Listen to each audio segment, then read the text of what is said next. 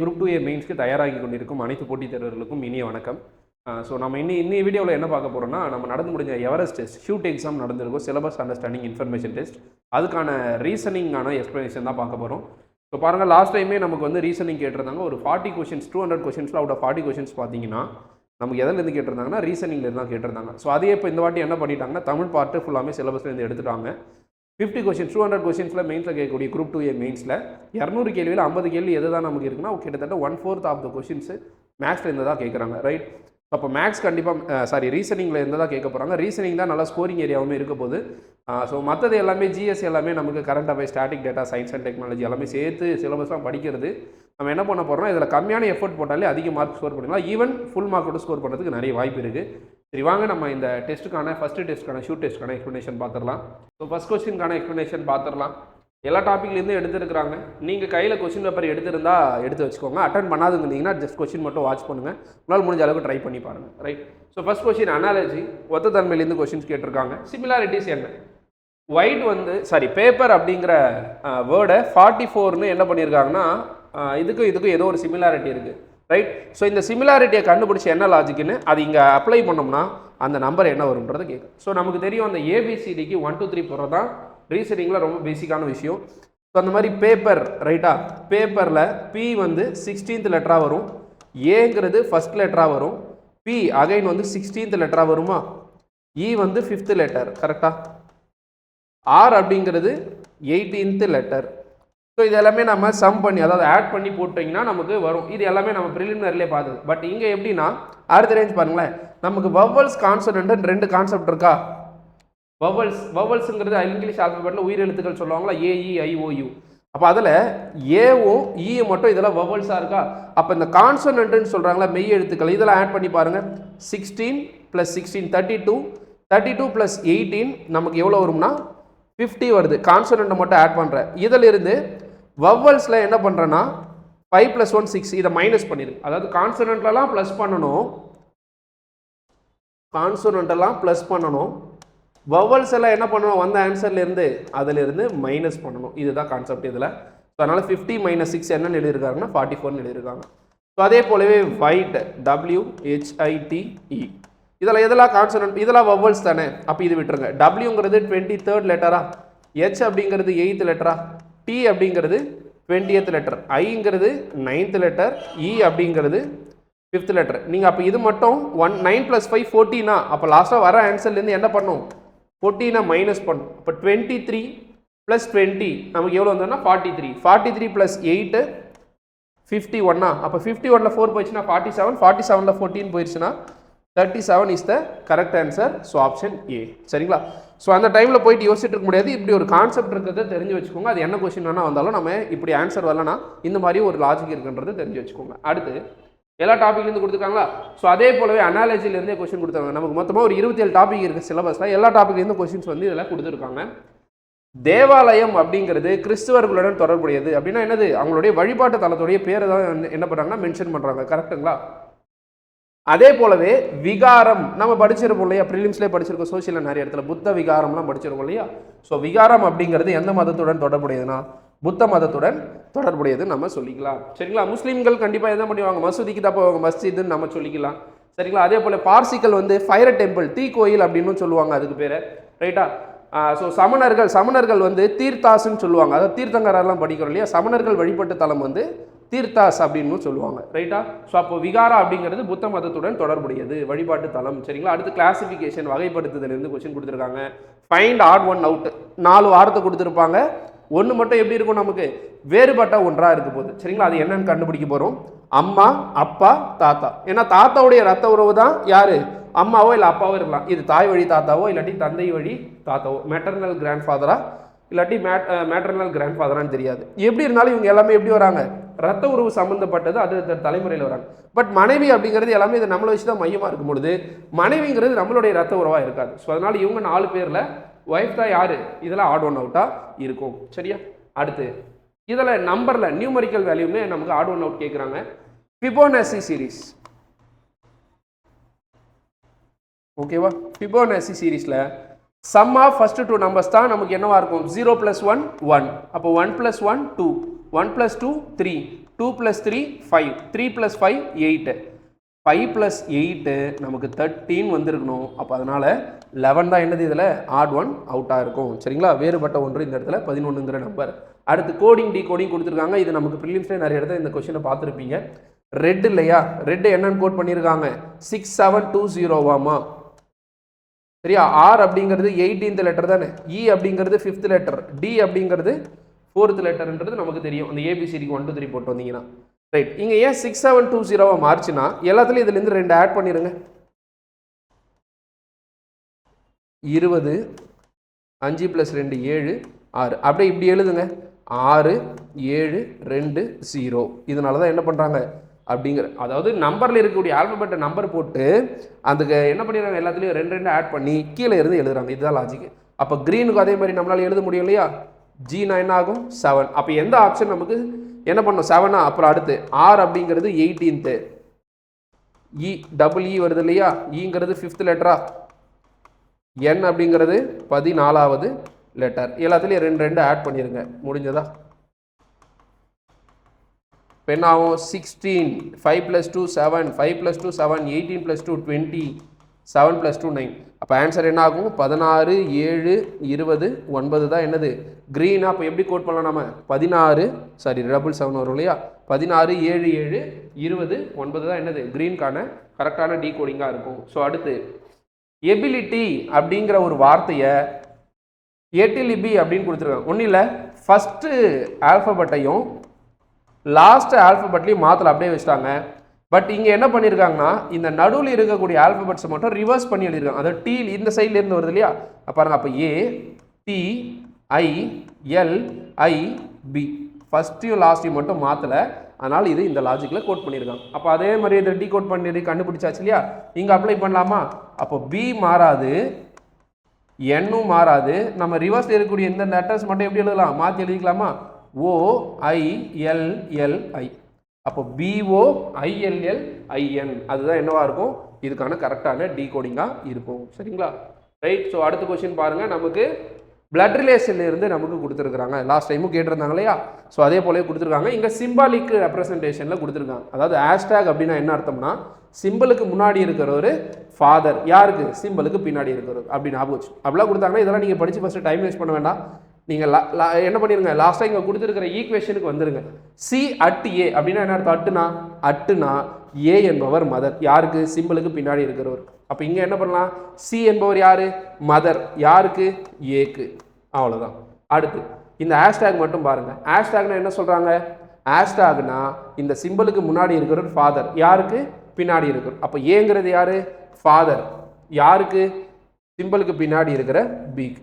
So அதே போல் அடுத்து and கொடுத்துருக்காங்களா, அண்டுனா என்ன அர்த்தம், சிம்பிளுக்கு முன்னாடி இருக்கிறவங்க, அதாவது ஏன்றவங்க பிரதராக இருப்பாங்கன்னு அர்த்தம், யாருக்கு சிம்பிளுக்கு பின்னாடி இருக்கிறவங்க. அதே போல் இங்கே பீன்றது யாரு பிரதர், யாருக்கு சிம்பிளுக்கு பின்னாடி இருக்கிற டிக்கு. இது பிரதரா சிஸ்டரான்னு தெரியாது. சரி, என்ன கேட்குறாங்க question, which of the following is definitely ட்ரூன்னு சொல்கிறாங்க, உறுதியாக எது சரியாக இருக்கும்னு கேட்குறாங்க. அப்போ என்ன அர்த்தம், பீன்றது ஒரு ஆண், பியோடைய அப்பா ஏ உடைய அம்மா சி அப்படி எடுத்துக்கலாமா. ஒன்றும் இல்லை, இப்படி போட்டாங்கன்னா இது ஃபீமேல்னு ஞாபகம் வச்சுக்கோங்க. நம்ம ப்ளஸ் மைனஸ் போடலையே அது மாதிரி இப்படி கூட நாம ஞாபகம் வச்சுக்கலாம். பாக்ஸ் போட்டால் மேல். ஒன்றும் இல்லை, அந்த இவங்களுடைய ஐடென்டிஃபை பண்ணுறதுக்காக, ஜெண்டர் என்னென்னு ஐடென்டிஃபை பண்ணுறதுக்காக இதெல்லாம் பண்ணுவாங்க, ப்ளஸ்ஸோ மைனஸோ இல்லை சர்க்கிள் பாக்ஸ்லாம். ரைட், சரி ரைட்.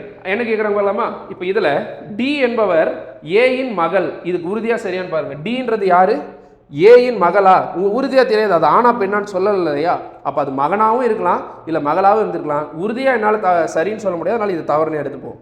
அடுத்து சி என்பவர் டியின் பேத்தி, சி என்பவர் டிக்கு யாரு பாட்டின்னு வந்திருக்கணும், இது பேத்தி கிடையாது பாட்டி. She is grandmother of டின்னு வந்திருக்கணும், அவங்க அப்படியே ரிவர்ஸ் பண்ணி கொடுத்துட்டாங்க. ஓகேவா, சரி. அடுத்து ஏ உடைய அம்மா சின்னு சொல்றாங்க, ஏ உடைய அம்மா தான் யாரு சி, இது கண்டிப்பா கரெக்ட் தானே, ஏன்னா ஏன்றது ஒரு ஆணு, அவருடைய அம்மா தான் சி, கரெக்டா. இது ஏன் தப்பு, சி உடைய அப்பா ஏன்னு சொல்றாங்க, சி உடைய அப்பாவா ஏ கிடையாது, சி உடைய மகன், ஏ இஸ் சன் ஆஃப் சின்னு வரணும். சரிங்களா, ஸோ அப்போ ஆப்ஷன் சி தான் இல்லை என்னது கரெக்டான ஆன்சர். அடுத்து இங்கேயும் அதே மாதிரி சொல்றாங்க, உமா அப்படின்றவங்க வேலின் சகோதரி.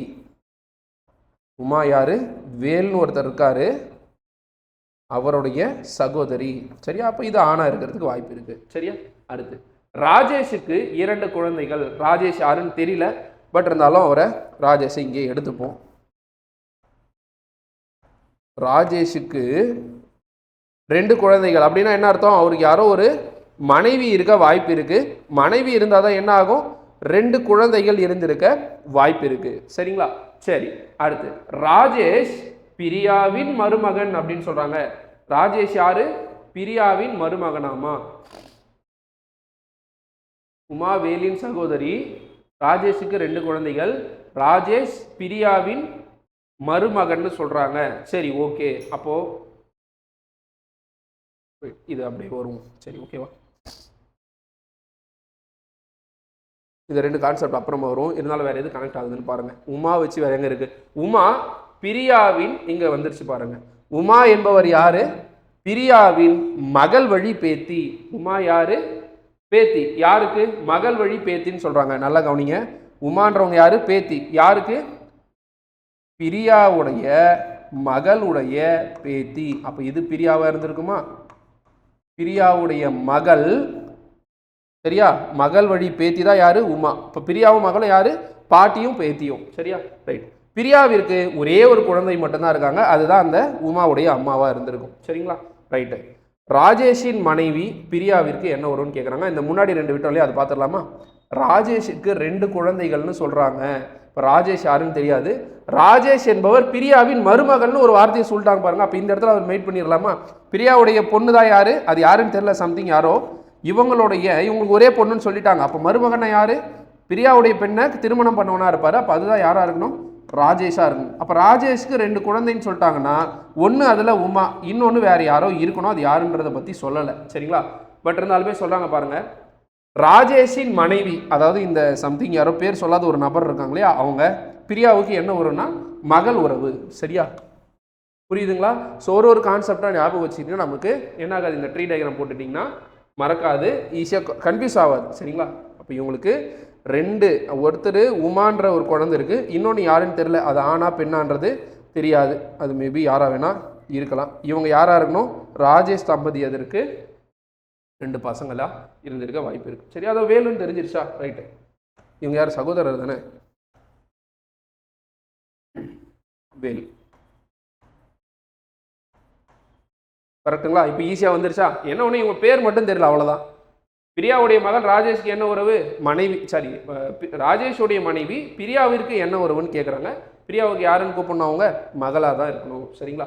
இப்போ அடுத்து இங்கே பாருங்க, நமக்கு ஒரு புதிர்கள் பசில் இருந்து கொஸ்டின் கொடுத்துருக்காங்க. ABCDEFG ஒரு 7 பேர் இருக்காங்க. 7 பேர் ஏணியின் ஒருவரின் மேலே ஒருவர் அமர்ந்துள்ளனர். ஒரு ஏணி இருக்கு, 7 பேர் 1 2 3 4 5 6 and 7 ஒரு 7 பேர் இந்த மாதிரி இருக்காங்க. யார் யாருன்னு தெரியல. சிக்கும் எஃப்க்கும் இடையில் 4 பேர் இருக்காங்களாம். அப்போ சிக்கும் எஃப்க்கும் நடுவில் 4 பேர். அது இப்படியும் இருந்திருக்கலாம், இல்லைனா 1 2 3 4 இப்படியும் இருந்திருக்கலாம். இது 2த்துல எது வேணாலும் வந்திருக்க வாய்ப்பு இருக்கு. சரி, அடுத்து நம்ம முதல்ல போட்டுடலாம், அதுக்கப்புறம் அவங்களை அரேஞ்ச் பண்ணிக்கலாம். ஏக்கும் பிக்கும் நடுவில் 2 பேருன்னு சொல்றாங்க. அது இப்படியும் இருந்திருக்கலாம், இல்லைனா இப்படியும் இருந்திருக்கலாம். சரிங்களா? கரெக்டா? ஸோ அடுத்து ஈக்கு அடுத்து உடனடியாக மேலே ஏ அமர்ந்துள்ளார். ஈக்கு அடுத்து, ஈக்கு மேலே அப்போ யார் வரணும்னு சொல்லிட்டாங்க? ஈக்கு மேலே தான் ஏ வரணும்னு சொல்லியாச்சா? அப்போ ஈ ஒரு வேளை இந்த இடத்துல வந்திருக்கலாம், இல்லைனா இந்த இடத்துல வந்திருக்க நிறைய வாய்ப்பு இருக்கு. சரிங்களா? சரி, ஓகே. இதுலையும் பாருங்களேன். அப்போ இதில் பார்த்தீங்கன்னா 1 2 3 4 5 6 அப்போ இன்னும் ஒருத்தர் தான் உட்கார வச்சிருக்கணும். அவர் இங்கே உட்காந்துருக்கலாம், இல்லாட்டி இங்கே உட்காந்துருக்க வாய்ப்பு இருக்குது. ஏன்னா நடுவில் 4 பேர், அதுக்கு மேலே வேறு எந்த பாசிபிளும் கிடையாது. அப்போ கண்டிப்பாக ஏக்கும் பிக்கும் நடுவில் 2 பேர் இருக்கிறாங்கன்னு சொல்லிட்டாங்கன்னா ஒன்று ஏ, இந்த நடுவில் ஏவும் பியும் இந்த 4 பேரில் ஒருத்தராக இருந்திருக்க வாய்ப்பு இருந்திருக்கு. சரிங்களா? சரி, அது எதுன்னு தெரியல. பட் ஈக்கு மேலே யார் வரணும்னு சொல்லிட்டாங்க, ஏ வர்றதுக்கு வாய்ப்பு இருக்குது. சரி, அடுத்து பார்க்கலாம். சி என்பவர் எங்கே தான் வராராமா? ஏக்கு கீழே தான் வராருன்னு சொல்லிட்டாங்க. அப்போ நான் இது எடுத்துக்க வேண்டாம், இது வேண்டாம். ஏன்னா என்ன சொல்கிறாங்க? சி என்பவர் யாருக்கு கீழே தான் வர்றாங்க? ஏக்கு கீழே. அப்போ ஏ கண்டிப்பாக இந்த 4 இடத்துல ஏதோ ஒரு இடத்துல இருக்கணும். ஓகே. பி என்பவர் ஏக்கு மேலே இருக்கார். அப்போ கண்டிப்பாக என்ன ஆகணும், இதுவும் தேவையில்லைன்னு அர்த்தம்.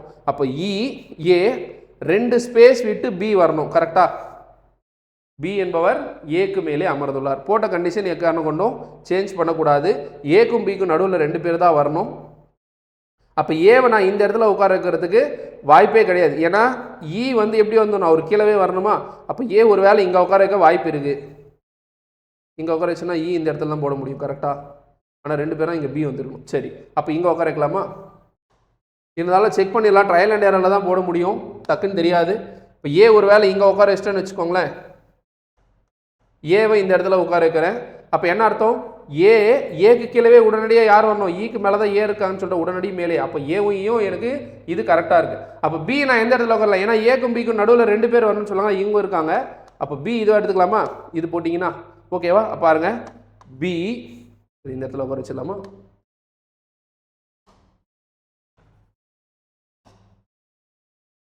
இது வந்து ஃபர்ஸ்ட் நம்பர். அப்போ பி உட்காந்துருக்கிறாரு, அடுத்து எஃப் உட்காந்துருக்காரு. இந்த இடத்துல யார் வருதுன்னு தெரியல.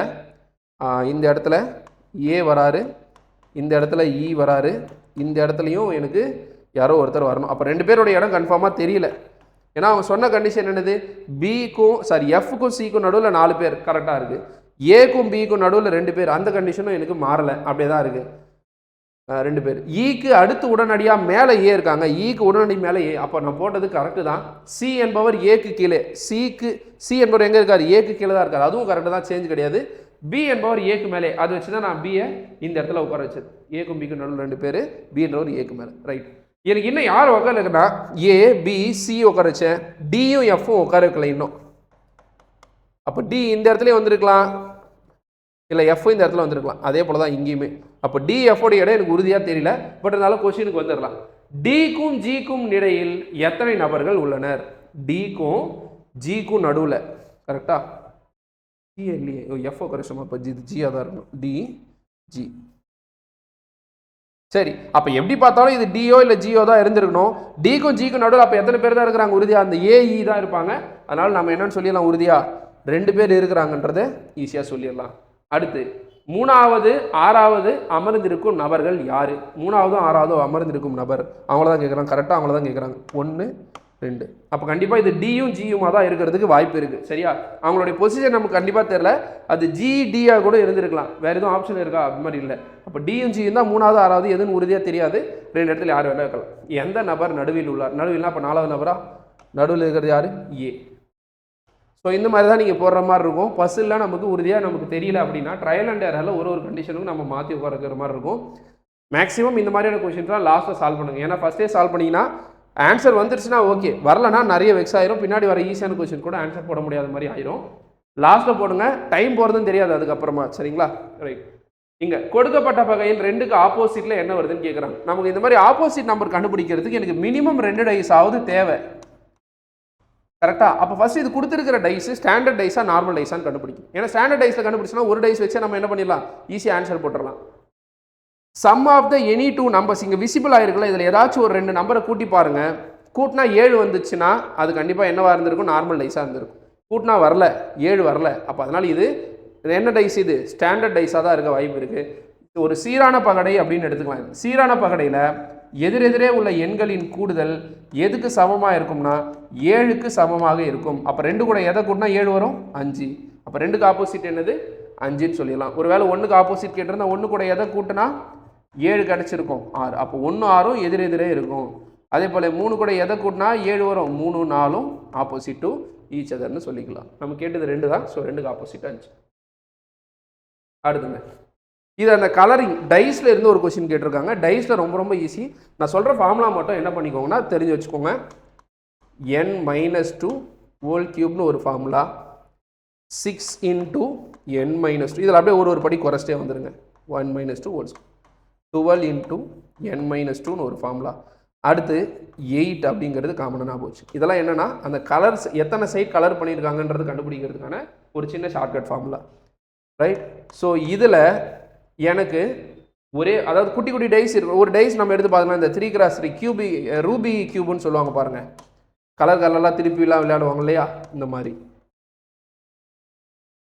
ஸோ இதில் ஒரு டைஸுக்கு மேக்ஸிமம் எத்தனை சைடு தான் பெயிண்ட் பண்ணியிருக்க முடியும்னா 3 சைடு தான் பெயிண்ட் பண்ணியிருக்க முடியும். 1 2 3 மிச்சம் 3 சைடு வந்து மறைஞ்சிருக்கும், விசிபிளாக இருக்காது. சரியா?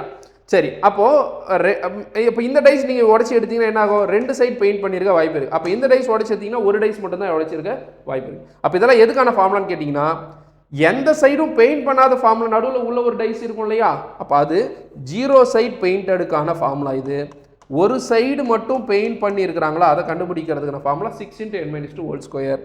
இது 2 சைடு நமக்கு பெயிண்ட் பண்ணியிருக்காங்களா அப்படிங்கிறத கண்டுபிடிக்கிறதுக்கான ஃபார்முலா. இங்கே 3 சைடுமே பெயிண்ட் பண்ணியிருக்கக்கூடிய ஃபார்முலா காமனாக எப்போ கேட்டாலும் எத்தனை டைஸ் கேட்டாலும் எத்தனை டைஸாக இருக்கும்? கார்னரில் இருக்கிற அந்த 8 டைஸ் மட்டும்தான் 3 சைடு பெயிண்ட் ஆகிருக்கும். நமக்கு என்ன கேட்குறாங்க? ஒரு முகத்தில், அதாவது ஒரு சைடு மட்டும் பெயிண்ட் ஆகிறது எத்தனை? அதுவும் நல்லா கவனிங்க, குட்டி குட்டி கணச்சதுருங்க. இந்த எண்ணன்றது என்னன்னு கேட்டிங்கன்னா, நமக்கு ஒரு சில இதில் அவங்களே கொடுத்துருவாங்க இத்தனை பக்கால உள்ளது. அதாவது பெரிய கனச்சதுரத்தின் பக்க அளவு, சைட் ஆஃப் லார்ஜர் டைஸ்ன்னு சொல்லிக்கலாம். இதுதான் மொத்தமாக இருக்கிற டைஸோடைய பக்க அளவு. இது சின்ன கனச்சதுரத்தின் பக்க அளவு. இது சிறிய கனச்சதுரத்தின் பக்க அளவு, சைட் ஆஃப் ஸ்மாலர் கியூப்னு எடுத்துக்கலாம். ஒரு சில டைமில் அவங்களே கொடுத்துருவாங்க. கண்டிப்பாக என் வேல்யூ எப்படி தான் இருக்கும்னா ஒரு கியூப் நம்பராக தான் இருக்கும். அப்போ என்ன அர்த்தம்? 27 கியூப் ரூட் எடுத்தால் அது எத்தனை கிராஸ் எத்தனையோ வெட்டலாம்? 3 × 3 இருக்குதுன்னு அர்த்தம். அது அப்போ என்னுடைய வேல்யூ என்னன்னு கேட்டிங்கன்னா 3. ஒரு சில டைமில் எப்படியும் கொடுத்துருவாங்க 27 குட்டி குட்டி கியூப் இருக்குன்னா அது கண்டிப்பாக என்னவாக இருக்கணும்? 3 × 3 இருக்கும். ஒருவேளை 4 × 4 அந்த டைஸாக இருந்துச்சுன்னா மொத்தம் எத்தனை டைஸ் இருக்கும்? 64 குட்டி குட்டி கியூபாக. இப்போ நீங்கள் இது கட் பண்ணி எடுங்களேன். இந்த ஃபர்ஸ்ட் பிளேட்டில் ஒரு 9 குட்டி டைஸ் இருக்கும், செகண்ட் பிளேட்டில் 9 குட்டி டைஸ், தேர்ட் பிளேட்லேயும் 9 குட்டி டைஸ் இருக்கும், மொத்தம் 27 குட்டி டைஸஸ் இருக்கும் இல்லையா, அதுதான் கொடுக்குறாங்க. அப்போ இது என்னது? என்னுடைய வேல்யூனா 3 × 3 என்ன இருக்குது? இந்த ரூபி கியூப் 3 × 3. என்னுடைய வேல்யூ 3 போட்டாச்சா? அப்போ ஒரு முகத்தில் மட்டும் கலர் பண்ணியிருக்கிறது என்ன ஃபார்முலா? 6 × n - 2 whole square.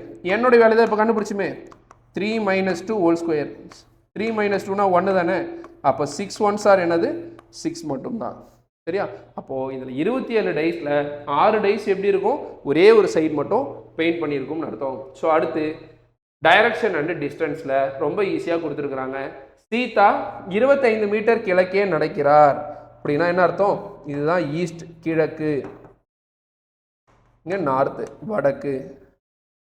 இது சவுத் சைடு, தெற்கு. இது வெஸ்ட் சைடு, மேற்கு. சரிங்களா? சரி, ஃபர்ஸ்ட் கிழக்கே நோக்கி 25 மீட்டர் நடக்கிறார்னு எடுத்துக்கலாமா? அப்போ இங்கே இருக்கிறார்னு எடுத்துங்க. இது 25 மீட்டர் கிழக்கில் நடக்கிறார். பின்னர் வலப்புறம்னா அப்போ கீழே வருவாங்களா? வலப்புறம் திரும்பி மறுபடியும் எவ்வளோ போகிறாங்க? 25 மீட்டர் போகிறாங்க. சரியா? சீதாண்டவங்க அப்போ இங்கே ஒரு 25 மீட்டர் நடக்கிறாங்க. அடுத்து மறுபடியும் வலதுபுறம் திரும்பி, அப்போ இப்படி போயிட்டு இருக்காங்கன்னா எங்கே நமக்கு லெஃப்ட் சைடாக, அப்போ அவங்களுக்கு ரைட் சைடாக இருக்கும். தெற்கு நோக்கி நடக்கிறாங்கன்னா 40 மீட்டர் நடக்கிறாங்களாம்மா. அப்போ இங்கே ஒரு 25 போயிடுச்சு. இதுலையே 40 நேரத்து 25 கூட இன்னொரு 15 கூட்டினா எவ்வளோ வந்துடும்? 40 வந்துருமா? அப்போ இந்த இடத்துல இருக்கிறாங்கன்னு அர்த்தம். பின்னர் மீண்டும் வலப்புறம் திரும்பி 25. அப்போ இப்படி போயிட்டு இருக்காங்க, மேற்கு நோக்கி போயிட்டு இருக்காங்க. வலப்புறம்னா அப்போ மேல் நோக்கி போவாங்கன்னு அர்த்தமா? எவ்வளோ? 25. ஆல்ரெடி இதுவும் 25னா அப்போ இதுவும் கரெக்டாக இந்த லைன்லேயே வந்துருவாங்கன்னு அர்த்தம். 25 மீட்டர் நடக்கிறார். ஓகேவா? இறுதியாக இடப்புறம், அப்போ வடக்கு நோக்கி போயிட்டாங்க, நமக்கு இடதா அவங்களுக்கு இடதா 10 மீட்டர் நடக்கிறாங்க. அப்போ இடதுபுறம் திரும்பி 10 மீட்டர் நடக்குது. அப்போ இங்கே 15னா இதுவும் 15 தானே வரணும். ஓகேவா? சரி, என்ன கேட்குறாங்க லாஸ்டா? எனில் சீதா தன்னுடைய தொடக்க நிலையில் இருந்து, இங்கே இருந்தாலும் ஸ்டார்ட் பண்ணாங்க, தொடக்க நிலையில் இருந்து எவ்வளவு தூரத்தில் உள்ளார்? அப்போ இங்கே ஒரு 15, இங்கே ஒரு 10, மொத்தம் ஆட் பண்ணால் 25 மீட்டர் தொலைவில் ஆரம்ப புள்ளியிலிருந்து இருக்கிறாங்கன்னு எடுத்துக்கலாம். ஓகே. ஸோ அடுத்து ஏ என்பவர் சியின் வடக்கில் உள்ளார். ஏன்னு ஒருத்தர் இருக்காங்க, அவங்க எங்கே இருக்காங்க? சிக்கு வடக்கில் இருக்காங்கன்னு அர்த்தம். சரி, அடுத்து டி என்பவர் சியின் மேற்கில் உள்ளார். மேற்குனா லெஃப்ட் சைடு. டி என்பவர் எங்கே இருக்காரு? சிக்கு லெஃப்ட் சைடில். அப்போ டியோடைய இடத்த இந்த இடத்துல போட்டுடலாமா? ஓகே, மேற்கில் இருக்காங்கன்னு எடுத்துக்கலாம். இ என்பவர் ஏயின் மேற்கில் உள்ளார். அப்போ இ எங்கே இருக்கலாம்? அவர் மேற்குன்னு தான் சொல்லியிருக்காங்க. இவ்வளோ டிஸ்டன்ஸாக இருக்கணும்லாம் அவசியம் கிடையாது. இங்கே இருந்துருக்கலாம், டிக்கு கரெக்டாக மேலே இருந்துருக்கலாம், இங்கே இருந்துருக்கலாம், எதுவும் தெரியாது. இருந்தாலும் பின்னாடி வேறு எதனா கண்டிஷன் கொடுத்துருக்காங்களான்னு பார்த்துப்போம். இ என்பவர் ஏயின் மேற்கில் உள்ளார். பி என்பவர் சியின் கிழக்கில். கிழக்குனா ரைட் சைடு. சிக்கு ரைட் சைடில் யார் இருக்காங்க? கிழக்கில் பி இருக்காருன்னு அர்த்தம். சரி, எனில் இ என்பவர் டி பாருங்க அதான் கேட்குறேன். இ என்பவர் டியிலிருந்து எந்த பக்கத்தில் இருக்காங்க அது சொல்லவே முடியாது நம்மளால. ஏன்னா இ என்பவர் இங்கே இருந்தால் வடக்கில் இருக்கிறாங்கன்னு சொல்லியிருக்கலாம், இங்கே இருந்தால் வடமேற்கு திசையில் இருக்கிறாங்கன்னு சொல்லியிருக்கலாம் நார்த் வெஸ்ட்டில், இல்லை இந்த சைடில் இருக்கிறாங்கன்னு கேட்டுனா வடகிழக்கு திசையில் இருக்கிறாங்க நார்த் ஈஸ்ட் டைரக்ஷன் இருக்காங்கன்னு சொல்லலாம். 3 டைரக்ஷனுமே பாசிபிள் தான். எனக்கு உறுதியாக சொல்லாதால என்னால் என்ன பண்ண முடியாது, தீர்மானிக்க இயலாது. cannot be determined தான் போடணும். சரிங்களா? டக்குன்னு பார்த்தீங்க நேராக தான் இருக்குன்னு சொல்லிட்டு வடக்குன்னு எதுவும் போட்டுறக்கூடாது. ஓகேவா? ஏன்னா உறுதியாக சொல்லியா டி என்பவர் இக்கு, இ என்பவர் டிக்கு வடக்கில் தான் இருக்காங்கலாம் எதுவும் சொல்லலை. சரியா? அடுத்து பெண்கள், மகள்கள், சகோதரிகள், வென் டயக்ராம். வென் டயக்ராமில் 3லேருந்து 4 வார்த்தைகள் அங்கே கொடுத்துருவாங்க. அவங்களுக்கு இடையே இருக்கக்கூடிய ரிலேஷன்ஷிப் என்னன்றதை நான் இதில் காட்டுறேன். நீங்கள் இதுக்கு ஆன்சர் தேடி போகாதீங்க, ஆப்ஷன்லாம் வச்சும்பொழுது எது இது ஆன்சராக வராதுன்னு வச்சு போடுங்க, அப்போ தான் கன்ஃபியூஸ் ஆகாது. சரியா? அப்போ பாருங்கள், அவங்க மகளாக இருந்தாலும் சரி சகோதரியாக இருந்தாலும் சரி கண்டிப்பாக யாருக்குள்ள தான் இருக்கணும், அவங்க நிச்சயமாக பெண்களாக இருக்கணும். முதல்ல மகள்கள் சகோதரிகளாகவும் இருக்க வாய்ப்பு இருக்கா? சில மகள், இப்போ நம்ம அம்மா இருக்கிறாங்கன்னா அம்மாவுக்கு உடன் பிறந்தவங்க யார் வேணா இருக்கலாம், நம்மளுடைய மாமாக்கள் இருக்கலாம், பெரியம்மா, சித்தி யார் வேணா இருக்கலாம். அப்போ எங்கள் தாத்தாவுக்கும் எங்கள் அம்மா மகள் தான், ஆனால் மகளாக இருக்கிறவங்க யாராவும் இருக்கலாம், கொஞ்சம் பேர் சகோதரியாகவும் இருக்கலாம். அப்போ சகோதரியாக இல்லாமல் இருக்கிறதுக்கு வாய்ப்பு இருக்குது, அது இதை குறிக்குதுன்னு அர்த்தம். சரியா? அப்போ இது பெண்களை குறிக்கக்கூடிய வட்டம், இது மகள்கள், இது சகோதரிகளை குறிக்கக்கூடிய வட்டம். ஸோ அப்போ ஆப்ஷன் ஏ தான் கரெக்டாக இருக்கும். அடுத்து இங்கே பாருங்கள், ஃபஸ்ட்டு என்ன கொடுத்துருக்காங்கன்னா 47% விண்ணப்பதாரர்கள் ஆங்கிலத்தில் தோல்வி அடைந்திருக்கிறாங்க, இங்கிலீஷில் ஃபெயில் ஆகிருக்கிறாங்க. 59% விண்ணப்பதாரர்கள் மேக்ஸில் ஃபெயில் ஆகிருக்காங்க. மேக்ஸில் அதிகமாக ஃபெயில் ஆகிருக்காங்களா? இங்கிலீஷ் 23% ரெண்டுத்துலேயும் ஃபெயில். அதாவது ஒரு கிளாஸ் ரூமில் போய் இப்போ கேட்குறாங்க, இப்போ இங்கிலீஷில் எத்தனை பேர் ஃபெயிலுன்னா 47 பேர் கை தூக்குறாங்கன்னு வச்சுக்கோங்க. மேக்ஸில் எத்தனை பேர் ஃபெயிலுன்னு கேட்டால் ஒரு 59 பேர் கை தூக்குறாங்க. சரி, ரெண்டுத்துல யாரா ஃபெயில் ஆனதுன்னு கேட்டால் அதில் கை தூக்கணுங்களே உள்ளே இருப்பாங்க இல்லையா? கண்டிப்பாக மேக்ஸில் கை தூக்கணும், இங்கிலீஷில் கை தூக்கணும், ரெண்டு சேர்த்த மாதிரி ரெண்டுத்துலையும் ஃபெயில் ஆனோம் அப்போ இருப்பான். அதில் ஒரு 23% சொல்கிறாங்க. அப்புறம் என்ன பண்ணனா இங்கிலீஷில் மட்டும் ஃபெயில் ஆனவங்க என்னன்றதை கண்டுபிடிச்சிடலாமா? அப்போ எப்படி 23 பேரில் அந்த 23 பேர் எப்படி ஃபெயில் ஆயிருப்பாங்க? இங்கிலீஷில் ஃபெயில் ஆயிருப்போம், மேக்ஸில் ஃபெயில் ஆயிருப்பாங்க. கரெக்டாக? அப்போ மேக்ஸில் ஃபெயில் ஆனவங்க நான் இந்த இடத்துல கழிக்கணும்னா இது பாருங்கள், இது இங்கிலீஷ். கரெக்டாக? இங்கிலீஷில் 47 பேர், அதை 47% பேர் ஃபெயிலுன்னு சொல்கிறாங்க. இதில் யாருமே சேர்ந்துருப்பாங்க, அந்த 23% பேரும் சேர்ந்துருப்பானா? அதனால் நான் இதை மைனஸ் பண்ணிட்டேன்னு வச்சுக்கோங்களேன். இங்கிலீஷில் மட்டும் ஃபெயில் ஆனவங்க யாருன்றது எனக்கு கிடைத்துவிடும். 47ல் 3 போயிடுச்சுன்னா 44, 44ல் 20 போயிடுச்சுன்னா 24% பேர் பியூர் அண்ட் பியூராக இங்கிலீஷில் மட்டும் ஃபெயில் ஆகிருப்பாங்கன்னு அர்த்தம். சரி, அப்போ மேக்ஸில் மட்டும் ஃபெயில் ஆனவங்க யாருன்னு பார்க்கலாமா? மேக்ஸில் மட்டும் ஃபெயில் ஆனவங்க இதில் 59% பேரில் யார் இருக்கிறாங்க? இங்கிலீஷ், அதாவது இந்த 23% சேர்த்தே இருக்கிறாங்க இல்லையா? அப்போ அந்த 23% மைனஸ் பண்ணிட்டோன்னா மேக்ஸில் மட்டும் ஃபெயில் ஆனவங்க யாருன்னு கிடைச்சிருமா? 59ல் 3 போயிடுச்சுன்னா 56, 56ல் 20 போயிடுச்சுன்னா 36%. இந்த 36% யார்? மேக்ஸில் மட்டும் ஃபெயில் ஆனிய ஸ்டூடெண்ட்டோடைய கவுண்ட்டு.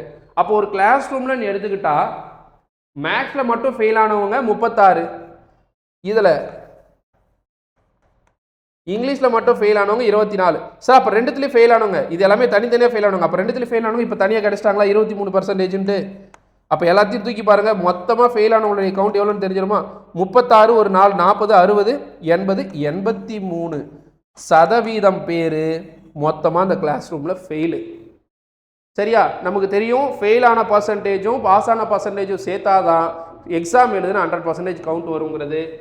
ரைட்? ஸோ இதுதான் லாஜிக்கு. அப்போ என்ன பண்ணிடலாம், fail plus pass equal to 100%. கரெக்டாக? ஸோ இதில் ஃபெயில் ஆனவங்களுடைய மொத்த ஃபெயிலு 83%. அப்போ 83% ஃபெயில்னா எத்தனை பர்சன்டேஜ் சார் பாஸ் ஆகிருப்பாங்க? 17% பேர் தான் பாஸ்ன்னு அர்த்தம். கிளியரா? புரியுதா இது வரைக்கும்? ரைட்டுங்க. 2 தேர்விலும் தேர்ச்சி பெற்ற விண்ணப்பதாரர், நான் சொன்னது என்னது இங்க? அப்போ ரெண்டுத்துலேயும் தேர்ச்சி பெற்றவங்க பர்சன்டேஜ்னு பார்த்தா 17% எடுத்துக்கலாமா? அதுதான் இங்கே கொடுத்துருக்கு. இது மேக்ஸ் அண்டு இங்கிலீஷ் ரெண்டுத்துலேயும் சேர்த்து பாஸ் ஆனவங்க. ஆங்கில பாடத்தில் மட்டும் அந்த ஒன்லிங்கிற வார்த்தை இருக்கு பாருங்க, இங்கிலீஷில் தான் கேட்குறாங்க. இங்கிலீஷில் மட்டும் ஃபெயில் ஆனவங்க 24%. எத்தனை சதவீத மக்கள் தேர்வில் தோல்வி அடைந்தார்? தோல்வினா என்னது? மேக்ஸ் இங்கிலீஷ் ரெண்டுத்துலையும் சேர்த்து எத்தனை பர்சன்டேஜ் பேர் ஃபெயிலு? 83% ஃபெயில். சரிங்களா? அப்போ இதே தான் கொஸ்டினாக கேட்டிருக்காங்க, 3 கொஸ்டின் கேட்டிருக்காங்க, ரைட். ஸோ அடுத்து ஆல்ஃபா நியூமரிக் ரீசனிங்லேருந்து கேட்டிருக்காங்க. இது ஃபுல்லாமே எப்படி இருக்குது பாருங்கள், special character, alphabet, consonant, வவ்வல்ஸு, numbers எல்லாம் சேர்த்து கேட்டிருக்காங்க. அவங்க இதுலேருந்து நம்ம பண்ண வேண்டியது, தொடரில் அனைத்து மெய்யெழுத்துக்களையும் நீக்கினால் எந்த உறுப்பு இடப்புறம் இருந்து 14வது இடத்தில் லெஃப்ட் சைட்னா இங்கேருந்து எண்ணிட்டு வரணும் 14வது. அதை பண்ண வேண்டியது மெய்யெழுத்துலாம் நீக்கணும். நீக்கிட்டு அதுக்கப்புறம் என்னதுங்க, எண்ணிட்டு வரும்போதே அந்த மெய்யெழுத்தெல்லாம் விட்டுருங்க. அப்போ என்ன ஆகும் பாருங்கள், இதெல்லாம் மெய்யெழுத்து, இதெல்லாம் விட்டுருங்க. டி மெய்யெழுத்தான் நீக்கணும். அப்போ உயிர் எழுத்து இருக்கலாம், வவல்ஸ் இருக்கலாம், ஜேவை எடுத்து விட்டுருங்க. இ இருக்கலாம், ஏஇஐஓயூவில், ஹெச் எடுத்துருங்க, எல் எடுத்துருங்க, ஜி எடுத்துருங்க, பியும் எடுத்துருங்க. சரி, லெஃப்ட் சைட்லேருந்து 14வது எண்ணலாமா? 1 1 2 3 4 5 6 7 8 9 10 11 12 13 14 14th. அப்போ என்ன வருது, 3ங்கிறது வருது. என்னது, மெய்யெழுத்தெல்லாம் நீக்கிட்டா கான்சனண்ட்டை ரிமூவ் பண்ண சொல்கிறாங்க. அவ்வளோதானா? உடனடி மாற்றம் அந்த இதுலையும் இருக்குது பாருங்கள். இது 3 கொஸ்டின் இதுலேயுமே.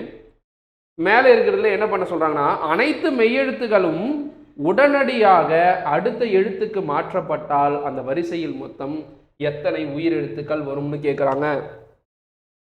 If all the consonant are changed to the next letter in the alphabetical series how many vowels are there in the series. என்ன சொல்கிறாங்கன்னா, இப்போ நம்ம போட்டது தான் மெய்யெழுத்துலாம் இருக்குல்ல, இதெல்லாம் என்ன பண்ணிடுறாங்க, அடுத்தடுத்து ஒய்க்கு அடுத்து சட்டு, கேக்கு அப்புறமா எல், அதேமாரி டீக்கு அப்புறமா யூ, இ அப்படியே இருக்கட்டும், மெய்யெழுத்து தான் மாற்றணும். ஜேக்கு அப்புறமா என்ன வரும், கே, ஈலாம் அப்படியே இருக்கட்டும். ஹெச்க்கு அப்புறமா I, L, M, G, H, P, Q, S, நட், இந்த மாதிரி மாற்றிட்டதுக்கு அப்புறமா இந்த வரிசையில் எத்தனை உயிரெழுத்துக்கள் இருக்குன்னு கேட்குறாங்க. எத்தனை வவல்ஸ் இருக்குது, ஏஇஐஓயு எத்தனை இருக்குன்னு கேட்குறாங்க. சரியா? உயிரெழுத்துனா வவல்ஸு, வவல்ஸ்னால் என்னது, இங்கிலீஷ் ஆல்ஃபபெட்டில் ஏஇஐஓயு. பார்க்கலாமா? இந்த பாருங்கள், இது யூன்னு எடுத்துக்கலாமா இப்போ கணக்கு, ஏன்னா மாற்றியாச்சு. 1 2 3 1 4, அவ்வளோதான். 4 மட்டும்தான், வேறு எதுவும் வவல்ஸ் இல்லை. அப்போது 4 தான் நமக்கு என்னது ஆன்சர். அந்த கான்செப்டை லேர்ன் பண்ணிவிட்டு அந்த டைமுக்குள்ளே போடணும், அவ்வளோதான். சரிங்களா? அடுத்து குறியீட்டுக்கு முன்பாக உள்ள எண்களை, சிம்பிளுக்கு முன்னாடி எத்தனை நம்பர்ஸ் இருக்குதுன்னு கேட்குறாங்க. சரியா? குறியீட்டுக்கு முன்னாடி உள்ள நம்பர்ஸ், இதெல்லாம் குறியீடு தான், குறியீடு முன்னாடி நம்பரில், இந்த குறியீடு முன்னாடி கே தான் இருக்குது. குறியீட்டுக்கு முன்னாடி அப்போ என்ன எடுத்துக்கலாம், 2 8 எடுத்துக்கலாமா, 1. குறியீட்டுக்கு முன்னாடி நம்பர் வரணும், இது 1. அடுத்து வேறு எது, ஹேஷ்டேக் முன்னாடி ஈ தான் இருக்குது, இது எடுத்துக்கலாமா, பர்சன்டேஜ் முன்னாடி 7, வேறு பர்சன்டேஜ் ஈ தான் இருக்குது, ஜி தான் இருக்குது, அண்டு பி, அவ்வளோதான். ஸ்டாருக்கு முன்னாடி எஸ். ஓகே. ஸோ அப்போ எத்தனை தான் இருக்குது, குறியீட்டுக்கு முன்பாக உள்ள எண்கள் 2. சரியா?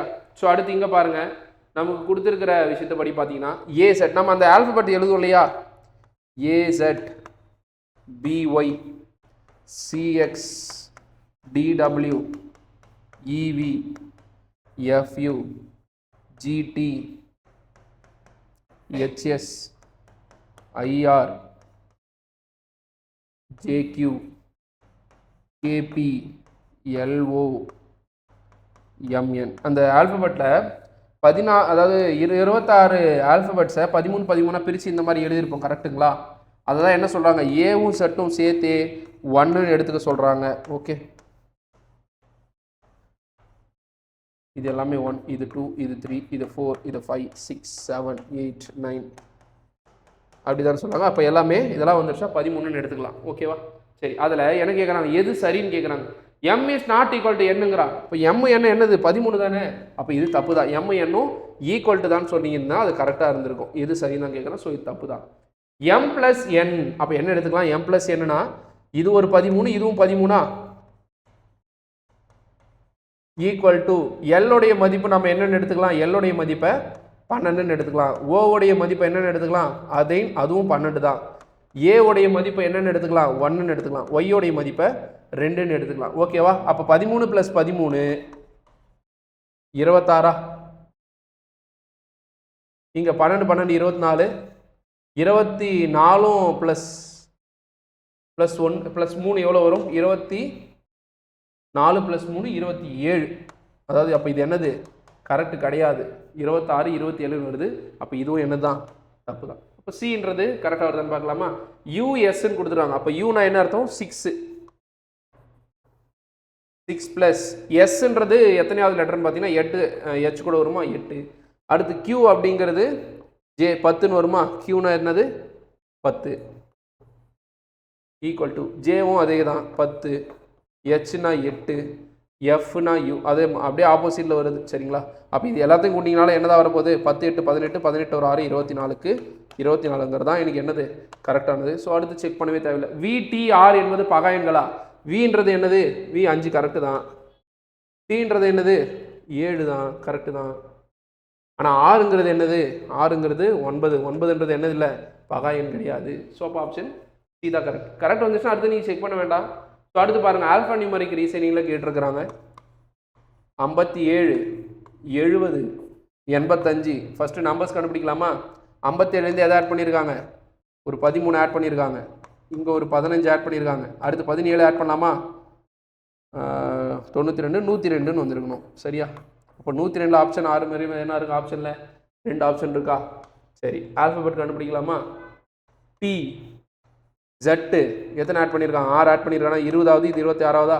அடுத்து அகைன் எஃப் மறுபடியும் என்ன பண்ணியிருக்கான்? 6 ஆட் பண்ணியிருக்கான். நாம் அப்படியே ஒரு 6 ஆட் பண்ணிங்கன்னா 12வது லெட்டர் என்ன வரணும்? L. 102 L is the correct answer. சரிங்களா?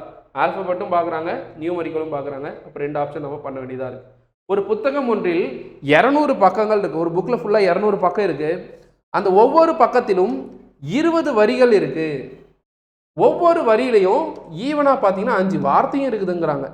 அப்போ புத்தகத்தில் உள்ள மொத்த வார்த்தைகள். அப்போ வார்த்தை கேட்டாங்கன்னா என்ன பண்ணலாம்?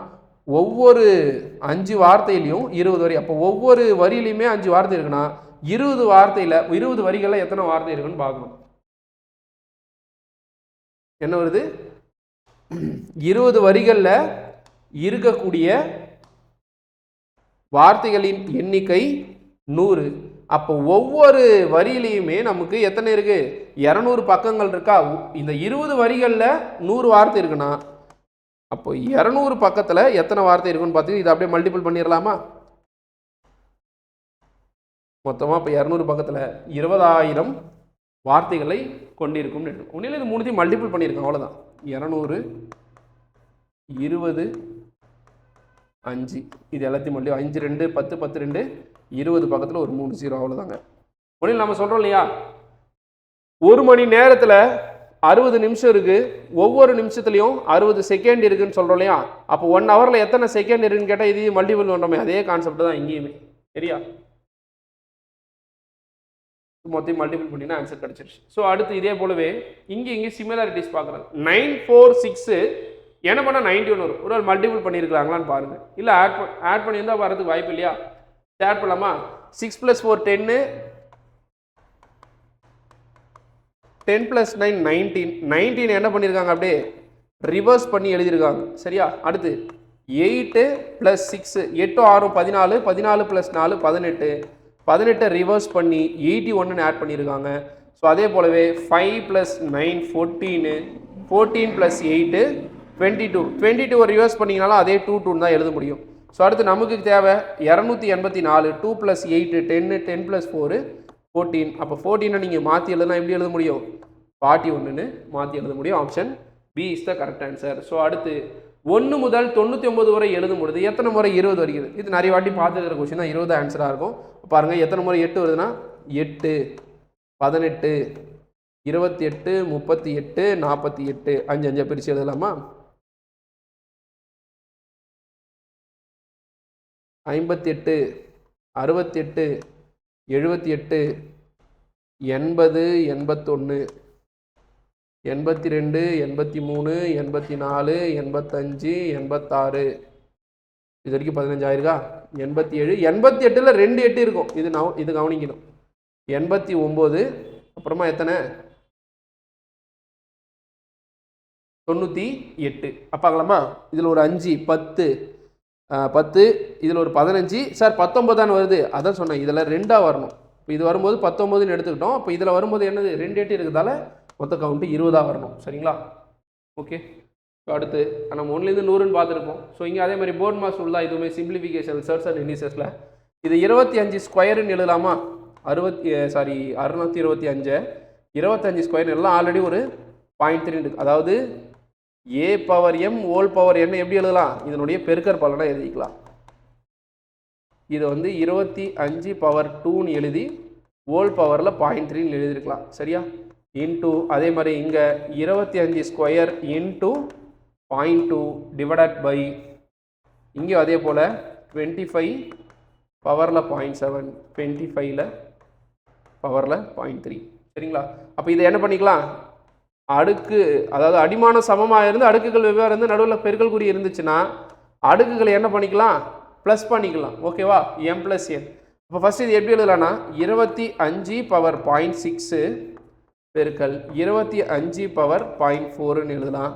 இங்கே ஆல்ரெடி அப்படி தான் இருக்குது 0.7 இது 0.3ன்னு இருக்குது. ஓகே. ஸோ அப்போ இதை 25 0.6 0.4 ஆட் பண்ணால் 1.0 அதாவது 10ன்னு வரும் 1.0ன்னு எழுதலாம். 7 + 3 அதே மாதிரி 10 1.0ன்னு எழுதலாம். ரெண்டுமே பண்ணாங்கனாலும் எப்படி தான் இருக்கும்? 25 பவர் 1 25 பவர் 1 தான். கேன்சல் பண்ண ஆன்சர் 1ன்னு வரும். சரிங்களா? ஓகே. ஸோ ஆப்ஷன் ஒரு வாட்டி பாருங்கள். ஒரு சில டைமில் வேறு என்ன கொடுக்கலாம்? ஒரு வேளை இப்படி கொடுக்கல அப்படின்னா இதை 5 பவர் 0 2 பவர் 0 எது வேணால் கொடுத்துருக்கலாம். ஏன்னா எனிதிங் பவர் 0 ஆன்சர் என்ன தான் வரும்? அப்படி கூட கொடுக்கறதுக்கு வாய்ப்பு இருக்கும். கொஞ்சம் கேர்ஃபுல்லாக பார்த்து போடுங்க. அடுத்து ஒரு செய்தித்தாளில் எப்போதும் என்ன இருக்கும்? அட்வர்டைஸ்மெண்ட் இருக்குமா? அட்வர்டைஸ் இல்லாத நியூஸ் பேப்பரும் பார்த்துருக்கோம். நாம தாள்கள் இல்லாத நியூஸ் பேப்பர்னா இப்போ சாஃப்ட் காப்பியில் கூட நம்ம பார்க்கலாம். கரெக்டாக நியூஸ் பேப்பர்ன்றது தாள்களே இல்லாமல் நியூஸ் பேப்பர் இருக்குமா? நமக்கு தேவை நியூஸ் தானே. அது எப்படி இருக்கலாம்? பிடிஎஃப்ல சாஃப்ட் காப்பி அவங்க இருக்கிறதுக்கு வாய்ப்பு இருக்குது. டேட் இல்லாமல் நியூஸ் பேப்பர் இருக்குமா? தாராளமாக இருக்கிறதுக்கு வாய்ப்பு இருக்குது. ஆனால் என்ன இல்லாமல் இருக்கவே இருக்காதுன்னு பார்த்தீங்கன்னா நியூஸ் இல்லாத எந்த ஒரு நியூஸ் பேப்பர் நியூஸ் இருந்தால் தான் அது நியூஸ் பேப்பர். கரெக்டாக? ரைட். ஸோ இதெல்லாம் வந்து நம்ம ஆப்ஷன் வச்சு மூவ் பண்ணுற மாதிரி இருக்கும். இதுக்கு பேர் வெரிஃபிகேஷன் ஆஃப் ட்ரூத் ஆஃப் ஸ்டேட்மெண்ட்ன்ற டாப்பிக்கில் ரீசனிங்கில் வச்சுருக்கிறாங்க. சரியா? அடுத்து which of the lightest bag among ஏபிசிடின்னு கொடுக்குறது அதில் ஒரு ஸ்டேட்மெண்ட்லாம் கொடுக்குறாங்க. எதெல்லாம் வந்து எடை குறைந்த பை எதுன்னு கேட்குறாங்க. சரியா? B is lighter than A. Lighter அப்படிங்கிறது கீழே எழுதுறேன். B is lighter than A. அப்போ ஏன்றது கொஞ்சம் வெயிட்டாக இருக்குது பியை விட. அடுத்து A is lighter than C and D. அப்போ இப்படி கூட வரலாமா? அது டிசிஏபி. ஆனால் இது ரெண்டுத்துக்குள்ள தான் யார் யாருன்னு தெரியல. சரி. C is lighter than t. C வந்து எப்படி இருக்கணும்? டியை விட லைட்டர். அப்போ இதுதான் எனக்கு என்னது? கரெக்டு. சரியா? சரி. என்ன கேட்குறாங்க இதில்? எடை குறைந்த பை எது? பியா? Okay okay okay. அதாவது என்ன கேட்குறாங்கன்னா இப்படி கொடுத்துட்டாங்க. இதில் கொடுத்துட்டு 3 ஸ்டேட்மெண்ட் கொடுத்தால எந்த ஸ்டேட்மெண்ட் இல்லைனாலும் என்னால் என்ன பண்ண முடியும்? ஆன்சர் கண்டுபிடிக்க முடியும்னு கேட்குறான். அப்படி எடுத்துக்கணும். ஏபிசிடி ஆகியவற்றில் குறைந்த பை எது அப்படிங்கிறதுக்கு இதில் நான் எந்த ஸ்டேட்மெண்ட் இல்லைனாலும் என்னால் எடை குறைந்த பையை கண்டுபிடிக்க முடியும். எனக்கு இந்த ஸ்டேட்மெண்ட் தேவையே கிடையாது. எனக்கு தேவை என்னது? குறைந்த பை தானே கேட்குறாங்க. அப்போ நான் எனக்கு இதில் இது எப்படி வேணால் இருந்துட்டு இருக்கலாம். சிடிடிசி எப்படி வேணால் இருந்துருக்கலாம். அப்போ எனக்கு என்னென்ன அவசியம் கிடையாது. கேட்ட கொஸ்டினுக்கு 3rd ஸ்டேட்மெண்ட் அவசியம் கிடையாது ஆன்சர் பண்ண. அப்போ 1 2 மட்டும் இருந்தாலே என்னது? போதுமானது. அடுத்து நமக்கு இந்த சிமிலாரிட்டி டிஃபரன்ஸஸில் எப்படி இருக்குது? நமக்கு ஃபிகரல் சீரியஸ்லையுமே கேட்பாங்க. அதுக்கு அடுத்து எது மாறுபட்டதுன்னு கேட்குறாங்க. சரிங்களா? எதனால் அது மாறுபட்டதுன்னு பார்க்கலாமா? ஃபஸ்ட்டு இது பாருங்கள். இந்த டயக்ராம் ஒரு பார்ட்டு 8 ஈக்குவல் பார்ட்டாக பிரிச்சுருக்காங்க. ஃபஸ்ட்டு அது இந்த இடத்துல இருந்திருக்கா? ஸோ அடுத்து 1 விட்டு 1னா அது இந்த இடத்துல வந்திருக்கலாம்னு அர்த்தம். ஸோ அடுத்து அப்போ வேறு எங்கே வந்திருக்கலாம்? இது இங்கே வந்துருச்சுன்னா அடுத்தது 1 விட்டு 1னா அப்போ இந்த இடத்துல இருந்திருக்கலாம். ஓகேவா? ஸோ அடுத்து இதில் அதே மாதிரி இங்கே இருக்குது. அப்போ இதை தான் ஏதோ ஒன்று தப்பு இருக்குதுன்னு நினைக்கிறேன். இருந்தாலும் அந்த ஏரோ மார்க்கை பார்க்கலாம். ஏரோ மார்க்கும் அதே போல் தான். இது இந்த இடத்துல இருக்கா? அடுத்து 1 விட்டு 1 இந்த இடத்துல வந்திருக்கு. கரெக்டு தான். அடுத்து 1 விட்டு 1னா இந்த இடத்துல வந்துருக்கணும். அப்போ இதுதான் கம்ப்ளீட்டாக என்ன ஆகுது? சேஞ்ச் ஆகுதுன்னு அர்த்தம். சரியா?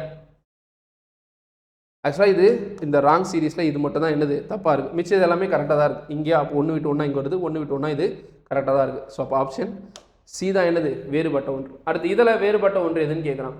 ராஞ்சி, பாட்னா, போபால், பஞ்சாப் இது எல்லாமே என்னது? ஸ்டேட்ஸ். இந்தியாவில் இருக்கக்கூடிய மாநிலங்களும் அதன் தலைநகரங்களும். States and its capital. தலைநகரமும் மாநிலமும். ராஞ்சி அப்படிங்கிறது ஜார்க்கண்டுடைய தலைநகரம். சரியா? ஒரு ஃபேமஸான கிரிக்கெட் பிளேயர் கூட அங்கே தான் இருக்கார். கரெக்டா? ஜார்க்கண்ட். கீழே என்ன பண்ணுங்க? ஜார்க்கண்ட் மாநிலத்தின் தற்போதைய ஆளுநர் யாருன்றது சொல்லுங்க. ஏன்னா இப்போ ஒரு முக்கியமான போஸ்டிங் ஒருத்தர் போயிட்டார். இதுக்கு முன்னாடி இருந்த ஒருத்தர். சரிங்களா? சரி, ஓகே. பாட்னா அப்படிங்கிறது எதனுடைய தலைநகரம் அப்படின்னு கேட்குறாங்க. இதனுடைய பழைய பேர் கூட என்னன்னு சொல்லுவாங்க, நமக்கு பாடலிபுத்திரம் சொல்லுவாங்க. பீகாருடைய தலைநகரம் தான் பாடலிபுத்திரம் எனக்கூடிய பாட்னா. போபால் அப்படிங்கிறது மத்திய பிரதேசம், எம்பி, மத்திய பிரதேசத்துடைய தலைநகரம் போபால். பஞ்சாப்ன்றது ஒரு ஸ்டேட்டு, ஏன்னா மிச்சம் எல்லாமே கேபிட்டல். பஞ்சாபுடைய தலைநகரம் எதுன்றதை கீழே தெரிஞ்சா கமெண்ட் பண்ணிடுங்க. பஞ்சாபுடைய தலைநகரம் என்னன்றது கீழே தெரிஞ்சா கமெண்ட் பண்ணுங்க. 2 விஷயம் சரியா. அடுத்து, கொடுக்கப்பட்டுள்ள எழுத்துக்களை அர்த்தமுள்ள வாக்கியங்களாக மாற்றி அதில் மாறுபட்டது. இவ்வளோ நேரம் கேட்டது வெறும் கிளாசிஃபிகேஷன் தான் கேட்டிருந்தாங்க, இதெல்லாம் வந்து ஆட் ஒன் அவுட்டுன்னு. ஆனால் இங்கே வேர்டையே ஷஃபிள் பண்ணிட்டாங்க. இப்போ இது எப்படி எடுத்துக்கலாம்னா, OLENV, கொஞ்சம் இங்கிலீஷ் வார்த்தையும் தெரிஞ்சிருக்கணும். அதுவும் கொஞ்சம் நல்லா அந்த டிக்ஷனரி வேர்ட்ஸ்லாம் கொஞ்சம் எடுத்து பாருங்கள் சரியா. பெரிய விஷயம்லாம் இருக்காது. இப்போ படித்த வார்த்தை தான், ரொம்ப சிம்பிளாக தான் இருக்கும். இப்போ இதை நாவல்னு திருப்பி எழுதலாமா? நாவல், EISTHS, தீசிஸ்ன்னு எழுதலாமா? இதை தீசிஸ்ன்னு எழுதலாம். ZM மேகசின் எழுதலாமா? இதை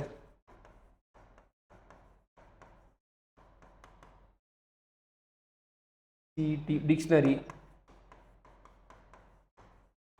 இந்த கிராசிங் வேர்ட்லாம் இருக்கும் பாருங்கள், இந்து பேப்பர்லாம் கிராஸ் வேர்ட்ஸ்லாம் கண்டுபிடிப்பாங்க பாருங்கள், இந்த பாக்ஸ்லாம் போட்டு. அதில் இங்கிலீஷ் வேர்ட்ஸ் கொஞ்சம் நிறைய இருக்கிறதா கொஞ்சம் எடுத்து பாருங்கள். ஆனால் சிம்பிளாக தான் இருக்கும். நீங்கள் பார்த்த உடனே அந்த வேர்ட்ஸோடைய ஸ்பெல்லிங்லாம் கொஞ்சம் எடுத்து பார்த்தீங்கன்னா இது ஈஸியாக இருக்கும் இந்த இது கண்டுபிடிக்க. நாவல், தீசிஸ், மேகசின், இதில் எது வந்து வேறுபட்டு இருக்குது? இதெல்லாம் கிட்டத்தட்ட ஒரு புத்தகத்தை குறிக்கக்கூடியது. மேகசின், டிக்ஷனரி, நாவல் அப்படிங்கிறது எல்லாமே என்னது, ஒரு புத்தகம் வடிவில் இருக்கக்கூடிய விஷயங்களை எடுத்து படிக்கிறது.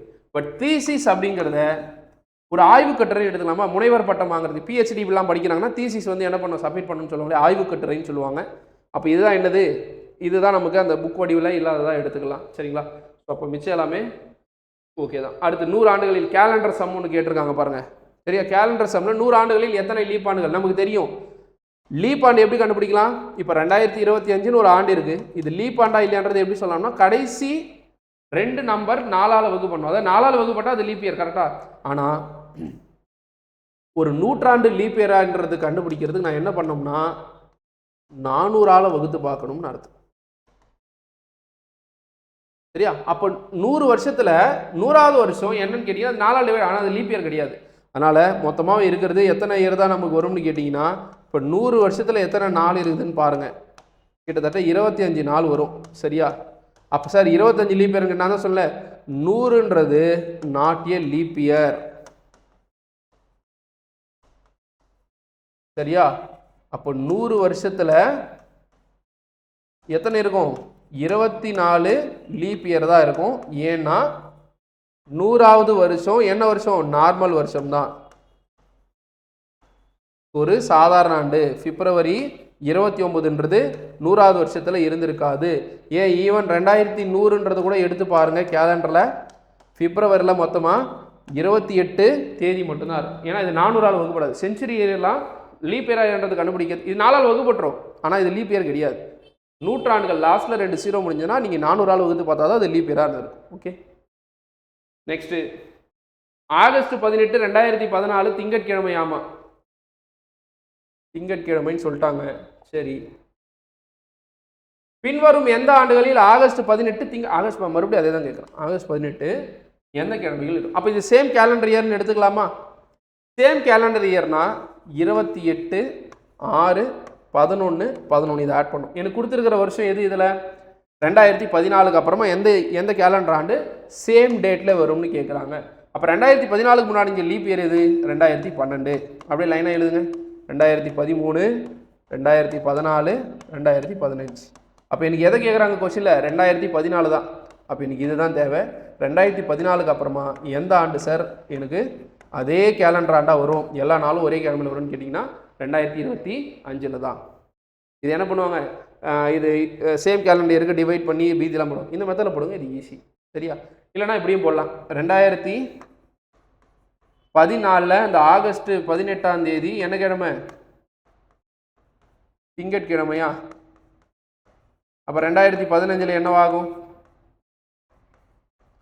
டியூஸ்டே. இல்லைனா அது இப்படி தான் ஒன்று எடுத்து கண்டுபிடிக்கிற மாதிரி இருக்கும். 2016 16ன்றது லீப் இயர் இல்லையா? அப்போது தேர்ஸ்டேன்னு வந்திருக்கும். சேம் டேட்டு சேம் மந்த் வந்துச்சுன்னா ஒரு நாள் கூலி போகும். நடுவில் லீப் இயர் இருந்துச்சுன்னா 2 நாளாக தள்ளி போகும்.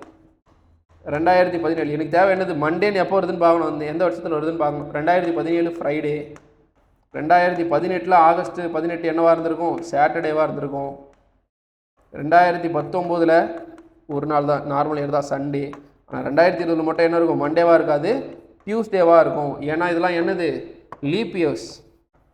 2021 வென்ஸ்டேவாக இருக்கும். 2022 வென்ஸ்டே அப்புறம் தேர்ஸ்டே. 2023 ஃப்ரைடேவாக இருந்திருக்கும். 2024 என்னது அகைன் லீப் இயர் இல்லையா, அப்போ சாட்டர்டேவாக இருக்காது, சண்டேவாக இருந்திருக்கும். அகைன் 2025 என்ன டேவாக இருந்திருக்கும், மண்டே. இப்படி நீங்கள் ஒன்று ஒன்றா போட்டிங்கன்னா கொஞ்சம் லேட் ஆகும், பட் இப்படியும் போடலாம். பட் இது கொஞ்சம் லேட்டு தான். இந்த மெத்தட் போட்டுருங்க, இது ஈஸி. சேம் கேலண்டர் இயர் மாடலில் போட்டிங்கன்னா அப்போ மண்டே மறுபடியும் ஆகஸ்ட் 18 எப்போ தான் மண்டேல வருது, 2025 தான் வரும். அடுத்து பெர்முட்டேஷன் காம்பினேஷன் ரொம்ப இன்ட்ரெஸ்டிங்கான டாபிக். குழப்புன்ற மாதிரி சொல்லுவாங்க, அப்போல்லாம் கிடையாது, ரொம்ப ஈஸியான டாபிக் தான். நீங்கள் என்ன கொடுத்துக்கலாம் பாருங்க, ஆர்டிகல் என்ற வார்த்தையில் உள்ள உயிரெழுத்து. ஆர்டிகல் அப்போ எதெல்லாம் உயிரெழுத்து, AIE, சரிங்களா. இடத்தில் இரட்டை இடத்தில் வரணும். அப்போ இரட்டை இடம்னா என்ன அர்த்தம், 2வது 4வது 6வது 2 4 6 மொத்தம். அப்போ எத்தனை லெட்டர் வேர்டு இது, 7 லெட்டர் வேர்டில் எனக்கு 3 தான், சரிங்களா. 3 இடம் தான் என்னவா இருக்குது, எனக்கு இரட்டை இடமாக இருக்குது. அதாவது ஈவன் நம்பர்ஸில் வரக்கூடியதாக இருக்குது. அந்த 3மே என்னவா இருக்குது, எனக்கு வவல்ஸே இருக்குது. அப்போ நம்ம என்ன பண்ணால் போதுமானது, அந்த 3 இடத்துல, அதாவது ஒன்றும் இல்லைங்க, ஷஃபிள் பண்ணி எழுத சொல்கிறாங்க. இப்போ நான் எப்படி எழுதலாம்னா,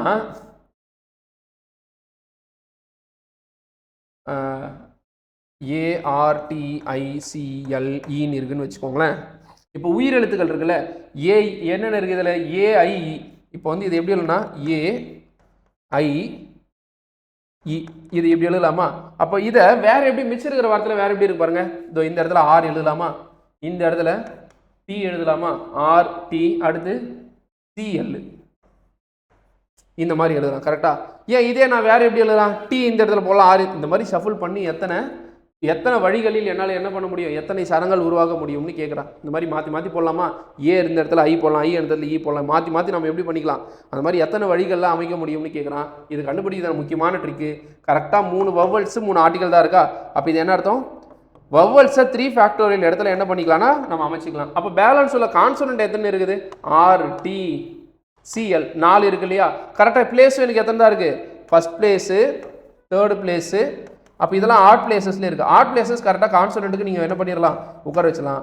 அப்போ இதுக்கு பேலன்ஸ் உள்ளது கான்சோனன்ட்டு, இது வவல்ஸ்க்கானது, இது கான்சோனன்ட்டுக்கானது, சரிங்களா. அப்போ இதில் 4 factorial. 3 ஃபேக்டோரியல்னா 3 × 2 × 1. 4 ஃபேக்டோரியல்னா 4 × 3 × 2 × 1. 3 2s are 6, 6 4s are 24, 24 3s are 72, 72 × 2. அப்போ மொத்தம் இந்த மாதிரி நான் என்ன பண்ணலாம், இது ஒரு வழி தான். இதே மாதிரி என்ன பண்ணலாம், நான் மொத்தமாக 144 வழிகளில் என்னால் என்ன பண்ண முடியும், இந்த வார்த்தைகளை மாற்றி மாற்றி மாற்றி அமைக்க முடியும்னு எடுத்துக்கலாம். ஸோ அடுத்து இந்த பாருங்கள், இந்த மெத்தட்லாம் நிறைய இருக்குது கொஸ்டின். இந்த +1 +2லாம் இந்த மாதிரியான பெர்முட்டேஷன் காம்பினேஷன் நமக்கு எக்ஸாம்பிள் நிறைய கொடுத்துருப்பாங்க. அதில் நீங்கள் 1 மார்க் மட்டும் கூட பார்த்துட்டு போயிருக்கு, புக் பேக் கொஸ்டின் இருக்கிறது. ரைட். இதில் என்னென்னா இந்த 10 பெர்முட்டேஷன் அந்த PR -1ன்னு சொல்கிறாங்க. அதுவும் அது இப்படி வரணும், 10P இப்படி வரணும், 2 × இது ஆக்சுவலாக சால்வ் பண்ணி போடுவாங்க. அப்படின்னா என்ன அர்த்தம்னா, நமக்கு இந்த மாதிரி இருக்குன்னு வச்சுக்கலாம், NPR இப்படி சொன்னாங்கன்னா இது எப்படி எழுதலாம்னா n factorial divided by n - r factorial, இந்த மாதிரி எழுதலாம்னு சொல்லுவாங்க. ஓகேவா. அப்போ என்ன அர்த்தம், அது மேலே 10 ஃபேக்டோரியல் டிவைடட் பை எப்படி எழுதலாம், இதை 10 - r - 1 ஃபேக்டோரியல்னு எழுதலாம், சரிங்களா. Equal to 2 × 6 factorial divided by 6 - r factorial எழுதலாமா.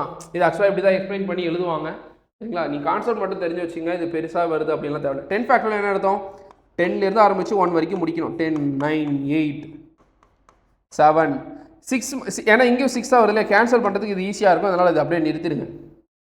அடுத்து இது இப்படி இன்னும் திருப்பி எழுதலாமா, இதை 10 இது பாருங்கள் 10 - r, இந்த மைனஸ் அகைன் போச்சுன்னா +1 எடுத்துக்கலாமா. அப்போ 10 + 1 என்னது 11 எடுத்துக்கலாமா. இதை 11 - r ஃபேக்டோரியல் அப்படின்னு எடுத்துக்கலாம்.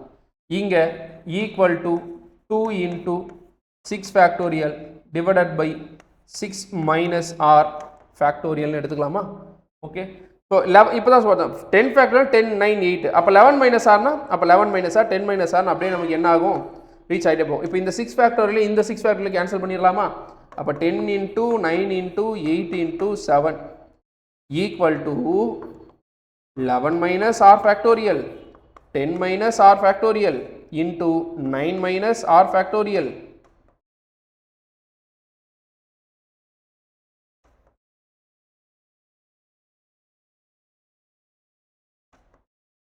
இது அப்படியே என்ன பண்ணிடலாம், 6 minus r. சரி, ஃபேக்டோரியல் வராது இதில், 11 minus r கம்மி பண்ணிட்டு தான் வரும், இன்ட்டு தான் வரணும். இதை 6 நான் சொன்னாலே ஆல்ரெடி, இது வந்துச்சுன்னா அப்படியே விட்டுறலான்ட்டு. அப்போ 2/6 minus r ஃபேக்டோரியல் எடுத்துக்கலாம். சரிங்களா? இது இங்கே என்ன பண்ணிடலாம், அகைன் கீழே இருக்கிறதால கேன்சல் பண்ணிக்கலாம். சரியா? இப்போ இது அப்படியே என்ன பண்ணிடலாம், மல்டிபிள் பண்ணலாமா? அந்த சைடில் போயிட்டு 10 9 8 7 equal to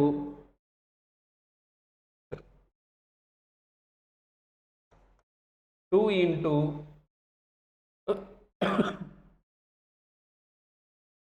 6 minus 4 6 minus r cancel ஆயிடுச்சுங்களா? அப்போ இது ஃபுல்லாமே இந்த டேர்ம் ஃபுல்லாக என்ன ஆயிரும், அந்த சைடில் என்ன பண்ணிக்கலாம், நான் கிராஸ் மல்டிபிள் பண்ணிங்கன்னா 11 minus r factorial sir 11 minus r 10 minus r 9 minus r இப்படி என்ன பண்ணலாம் 8 minus r 7 minus rங்கிறத நம்ம என்ன பண்ணிக்கலாம், ஈஸியாக எடுத்துக்கலாமா? ஓகேவா? சரி, அடுத்து இதை நான் என்ன பண்ணிடுறேன்னா, இது கீழே இந்த பெருக்கல் இருக்கிற ரெண்டு இந்த சைடு எடுத்துனா என்ன பண்ணிடலாம் பாருங்க, இது அப்படியே இதை கேன்சல் பண்ணிவிட்டு இதை 5ஆக மாற்றிக்கலாமா? ஓகே, ஸோ இது 5ஆக மாற்றினா என்ன ஆகும் பாருங்க, 5 9 எப்படி எடுக்கலாம், 3 into 3 4 into 2 into 7 எழுதுகிறேன். மற்றபடி ரெஸ்ட் ஆஃப் த டேர்ம்ஸ் அப்படியே தான் இருக்கும். 11 minus r ஒரு டேர்மு, 10 minus r ஒரு டேர்மு, 9 minus r இங்கே இடம் இல்லை, அதனால சிம்பிளாக எழுதுகிறேன். 10 minus r 7 minus r. சரிங்களா? ஓகே, இப்போ இது எப்படி எடுத்துக்கலாம் பாருங்க, இது சிம்பிளாக எழுதிட்டு 3 2s are 6ன்னு எழுதிடலாமா?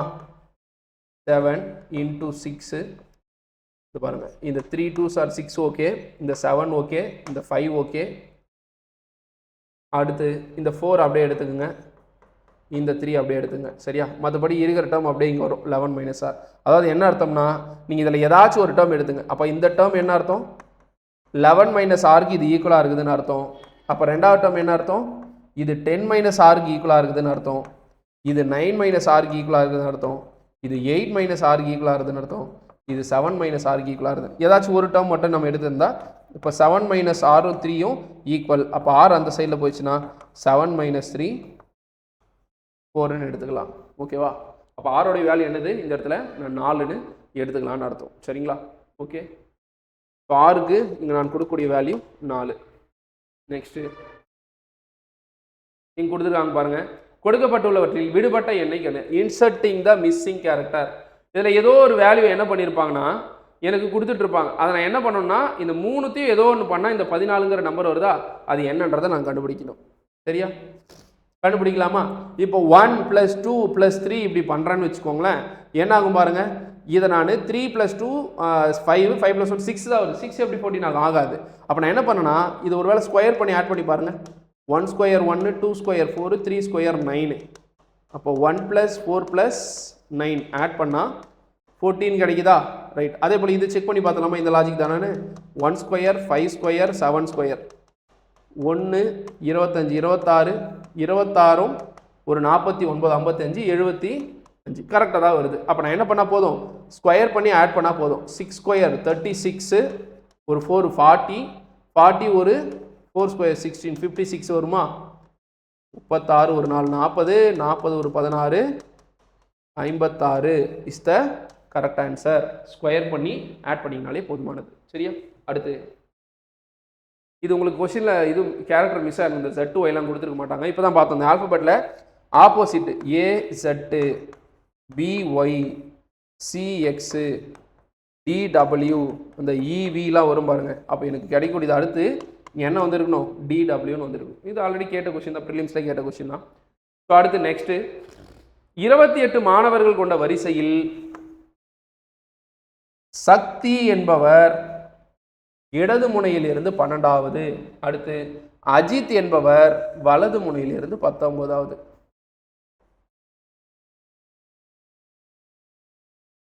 அது இப்படியே தான் இருக்கணும்னு எந்த அவசியமும் கிடையாது. இடது முனையிலிருந்து இவங்க இவ்வளோ. இப்போ நான் செக் பண்ணி பார்க்குறேன் பாருங்களேன். இவங்க ஒரு வேலை 12வது பிளேஸ்ன்னு எடுத்துக்கலாம் லெஃப்ட் சைட்லேருந்து, இவங்க 19வது பிளேஸ்ன்னு எடுத்துக்கலாம் ரைட் சைட்லேருந்து. ஆனால் இப்போ நடுவில் எத்தனை பேரும் இருக்காங்க, பாலா என்பவர் இருவருக்கும் இடையில் இருக்கிறார்னு ஒரு வார்த்தையை சொல்லிட்டாங்க. இது பாலா, கரெக்டா? இருவருக்கும் சரியாக நடுவில் உள்ளான்னு ஒரு வார்த்தையும் கொடுத்துட்டாங்க. அப்போ வலது முனையிலிருந்து பாலாவின் நிலை என்னன்னு கேட்குறாங்க. நான் இப்படி தான் என்னன்னு அவசியம் கிடையாது, நல்லா கவனிங்களேன். இப்போது 12 19 ஆட் பண்ணால் எனக்கு எவ்வளோ வருது, 31. இவரையும் ஆட் பண்ணிங்கன்னா அட்லீஸ்ட் ஒரு 32 பேராவது இருக்கணும். நீங்கள் மொத்தம் ஆட் பண்ணால் 31 பேர் வந்துடுது இங்கே. ஆனால் எனக்கு மொத்தமே எவ்வளோ பேர் தான் இருக்காங்க வரிசை 28. அப்படின்னா என்ன அர்த்தம், இவங்க இப்படியும் போகிறதுக்கு வாய்ப்பு இருந்திருக்கா, இடது முறையிலிருந்து 12வதுனா. அப்போ என்ன பண்ணலாம், இவங்க இப்படி கிராஸ் பண்ணி வரவும் வாய்ப்பு இருந்திருக்கு. அப்போ அது ஒரு ஃபார்முலா இருக்குது. இல்லைனா இது இப்படி கூட எடுத்துக்கங்க, சரியா? இப்போ மொத்தம் எத்தனை பேர் இருக்காங்க, 12 பேர், சரியா? யாரு, சக்தியோடைய பிளேஸு. இப்போ டோட்டல் கண்டுபிடிக்கிறது என்ன பண்ணுவோம், நாம லெஃப்ட் சைட்லேருந்து எத்தனையாவது ரைட் சைட்லேருந்து எத்தனையாவது -1 பண்ணிட்டீங்கன்னா சக்தியோடைய பிளேஸு ரைட் சைட்லேருந்து எத்தனையாவதுன்னு தெரிஞ்சுக்கலாமா? சக்தி என்பவர் டோட்டலாக 28 பேர். அதில் லெஃப்ட் சைடில் இருந்து எத்தனையாவதாக இருக்கிறாங்க, 12வதாக இருக்காங்க. அப்போ ரைட் சைட்லேருந்து எத்தனையாவதுன்னு கண்டுபிடிக்க போகிறேன். அப்போ என்ன பண்ணலாம், 29லிருந்து 12 மைனஸ் பண்ணிங்கன்னா சக்தி என்பவர் வலது முனையில் இருந்து எத்தனை இருப்பாங்க, 29 2 போயிடுச்சுன்னா 27 17வதாக இருக்கிறாங்கன்னு அர்த்தம். சக்தி என்பவர் ரைட் சைட்லேருந்து எண்ணிட்டு வந்தால் 17வதுன்னு சொல்கிறாங்க. ஓகேவா? அப்போ என்ன அர்த்தம், இது சக்தியுடைய பிளேஸு.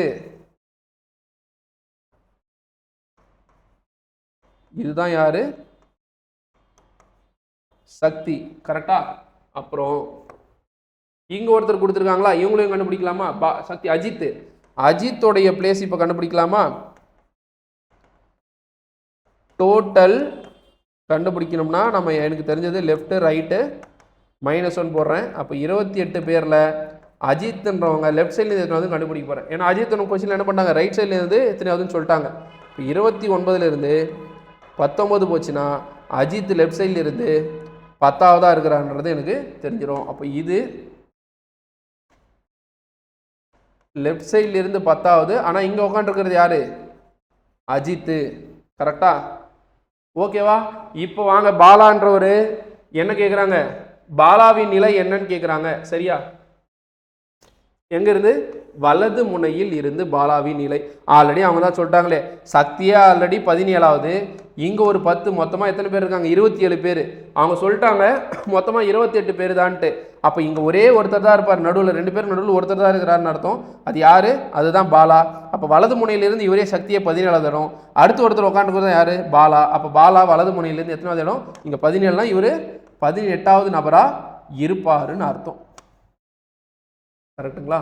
ஸோ இதை இப்படி போட்டிங்கன்னா ஓகே. அடுத்து இது நமக்கு வந்து மேத்தமெட்டிக்கல் ஆப்ரேஷன் எடுத்துக்கலாம், சரியா? இதெல்லாம் பார்த்தோன்னா ஃபஸ்ட்டு என்ன பண்ணுவோம், சொல்கிற மாதிரி முதல்ல இந்த ஈக்குவேஷன் மட்டும் எடுத்துங்க. 25 5 612 9 3. இப்போ ஈஸியாக என்ன பண்ணிடுங்க, பிக்கு பதிலாக பினா என்னன்னு கொடுத்துருக்காங்க, மல்டிபிள், அது மாற்றி விட்ருங்க. சீனா என்ன அர்த்தம், ப்ளஸ்ன்னு அர்த்தம். ஏனா என்ன அர்த்தம், ஏனா டிவைடட் பைன்னு அர்த்தம். டினா என்ன அர்த்தம், டி என்பதற்கு மைனஸ், அவ்வளோதான். இப்போ போர்ட் மாஸாக அப்ளை பண்ண வேண்டியதான். பியும் இல்லை ஓவும் இல்லை, அப்போ டிவைட்லேருந்து ஆரம்பித்து மல்டிபிள் அடிஷன் சப்ட்ராக்ஷன் பண்ணலாம். டிவைட் இந்த இடத்துல தான் இருக்குது. அப்போ 25 × 5 இங்கே பண்ணிடுங்க, இது என்ன அஃபெக்ட் ஆகாது. 6 9s are 54, balance 7 8 9s are 72. இப்போ -3. அப்போ ஃபஸ்ட்டு ப்ளஸ் பண்ணலாமா, 125 ஒரு 68, 125 ஒரு 125 ஒரு 60 ஆட் பண்ணிங்கன்னா 185, 185 ஒரு 8 193 -3. ஸோ அப்போ ஆன்சர் 190, ஓகேங்களா? ஆப்ஷன் ஓகேவா? மேத்தமெட்டிக்கல் ஆப்ரேஷன் முதல்ல சிம்பிள்லாம் மாற்றிடுங்க, மாற்றினதுக்கு அப்புறமா நமக்கு ஈஸியாக தெரிஞ்சிடும். ஸோ அடுத்து நமக்கு ஃபிகரல் சீரிஸ் அடுத்து என்ன வருதுன்னு கேட்குறாங்க. ஃபஸ்ட் இந்த ஏரோ மார்க் பார்க்கலாமா? இது பாருங்கள், 5 மணியில் இருக்குது, அடுத்து 6 மணிக்கு வருது, 7 மணி, அதாவது 7-8 மணிக்கு வருது. அப்படியே என்னது 45 டிகிரி கிளாக் வைஸில் ரொட்டேட் ஆகுது, கிளாக் வைஸ் ரொட்டேஷன். அப்போ இப்படி இருக்குன்னா அடுத்து என்ன வரும், இந்த இடத்துல வந்துருக்கணும். ஓகேவா? அந்த மாதிரி எனக்கு 2 ஆப்ஷன் இருக்குது. ஆனால் இதுவும் வரதுக்கு வாய்ப்பு இல்லை. நெக்ஸ்ட் இந்த பியோடைய லெட்டர் பார்க்கலாமா? இந்த பியோடைய லெட்டர் என்ன ஆகுது, 45 degree anticlockwise move ஆகுதுன்னு அர்த்தம். இது என்னது, பிங்கிறது. இது ஏரோ மார்க். சரியா? அப்போ ஃபஸ்ட்டு பி இங்கே இருக்குது, அடுத்து இங்கே போகுது, அடுத்து இந்த இடத்துல வந்துருக்கு, அடுத்து இங்கே வந்துருக்கு. அப்போ அடுத்து பி என்ன வந்துருக்கணும், இந்த இடத்துல வந்துருக்கணும். அப்போ பிங்கிறது இதுதான் கரெக்டு, இதுதான், இது வராது. சரியா? நெக்ஸ்ட்டு மறுபடியும் அதே தான், நியூமரிக்கல் ஆப்ரேஷனை கொடுத்துருங்க. அதான் எந்த நம்பர்ஸை மாற்றினா எனக்கு வந்து ஆன்சரு ஈக்குவல் வரும். அப்போ ஆப்ஷனில் இருந்து நீங்கள் ஒன்று ஒன்றா எடுத்து போடலாம். இங்கே நமக்கு ஒன்று ஒன்றா எடுத்து செக் பண்ணி பாருங்கள். எப்போ லாஸ்ட் இருந்து செக் பண்ணிங்க, இந்த கரண்ட்டாக செக் பண்ணுறதா இல்லையான்றது. ஏபிசியில் வராதிங்க, டிசி அப்படி வாங்க. சரி, ஓகே, தெரிஞ்சதெல்லாம் நம்ம இதுலேருந்தே போகலாம். இப்போ 90 இருக்கிற இடத்துல 20யும், 20 இருக்கிற இடத்துல 90யும், ப்ளஸ் இருக்கிற இடத்துல மல்டிபிளும், மல்டிபிள் இருக்கிற இடத்துல ப்ளஸ்ஸும் மாற்றி பார்க்க சொல்கிறாங்க. So 20 plus 6 multiple 990 divided by 18 minus 90. இது போட்டிங்கன்னா 260 வருதான்னு செக் பண்ணி பார்க்கணும். சரிங்களா? ஃபஸ்ட்டு டிவைட் பண்ணலாமா? 20 ப்ளஸ் 6 26. சரி, ஓகே. அடுத்து இன்டூ இது 18ஆல் டிவைட் பண்ணிங்கன்னா 9ஆல் டிவைட் பண்ணால் என்ன ஆகும், 2 முறை அங்கே 110ன்னு வரும். சரியா? 110 டிவைட் பை 2 ஆக என்ன ஆகலாம், 55 மைனஸ் 90. அப்போ அடுத்து முதல்ல என்ன பண்ணோம், மல்டிபிள் தானே பண்ணோம். 20 55 இன்ட்டு 6, 50 இன்ட்டு 6 300, 330 மைனஸ் 90. அப்போ 350 மைனஸ் 90 எவ்வளவு, 260. அப்போ எது எதான் மாற்றிருக்கணும், நாம 20 90 ப்ளஸ் மல்டிபிள் தான் மாற்றிருக்கணும்னு அர்த்தம். சரிங்களா? இப்போ அடுத்து இங்கே சிம்பாலிக் ஆப்ரேஷன்னா என்ன அர்த்தம், எதெல்லாம் சேஞ்ச் பண்ணியிருக்காங்க, எதை வச்சு சேஞ்ச் பண்ணியிருக்காங்கன்னு கேட்குறாங்க. இப்போ 7 இன்ட்டு 3 எவ்வளோன்னு சொல்லலாம், 21. அங்கே பார்த்தோலே ஆல்ரெடி இந்த மாடல் ரிவர்ஸ் பண்ணியிருக்கிறாங்க. அதே போலவே 5 இன்ட்டு 7னா 35, 35ஐ ரிவர்ஸ் பண்ணால் 53ன்னு வந்திருக்கணும். அதே மாதிரி என்ன கேட்குறாங்க, 19 இன்ட்டு 11. இப்போ 19 இன்ட்டு 11னா 9, 9 1 10 1 209. அப்போ 209 வருது. நீங்கள் 209ஐ ரிவர்ஸ் பண்ணால் எப்படி எழுதலாம், 902ன்னு எழுதலாம். Answer D. நெக்ஸ்ட்டு கீழே கொடுக்கப்பட்டுள்ள வார்த்தை கட்டுமானம் வேர்ல்ட் பில்டிங்கில் அகர வரிசைப்படி படுத்தினால் 5வது எழுத்து என்ன? அப்போ இன்ஸ்பெக்டர் தானே.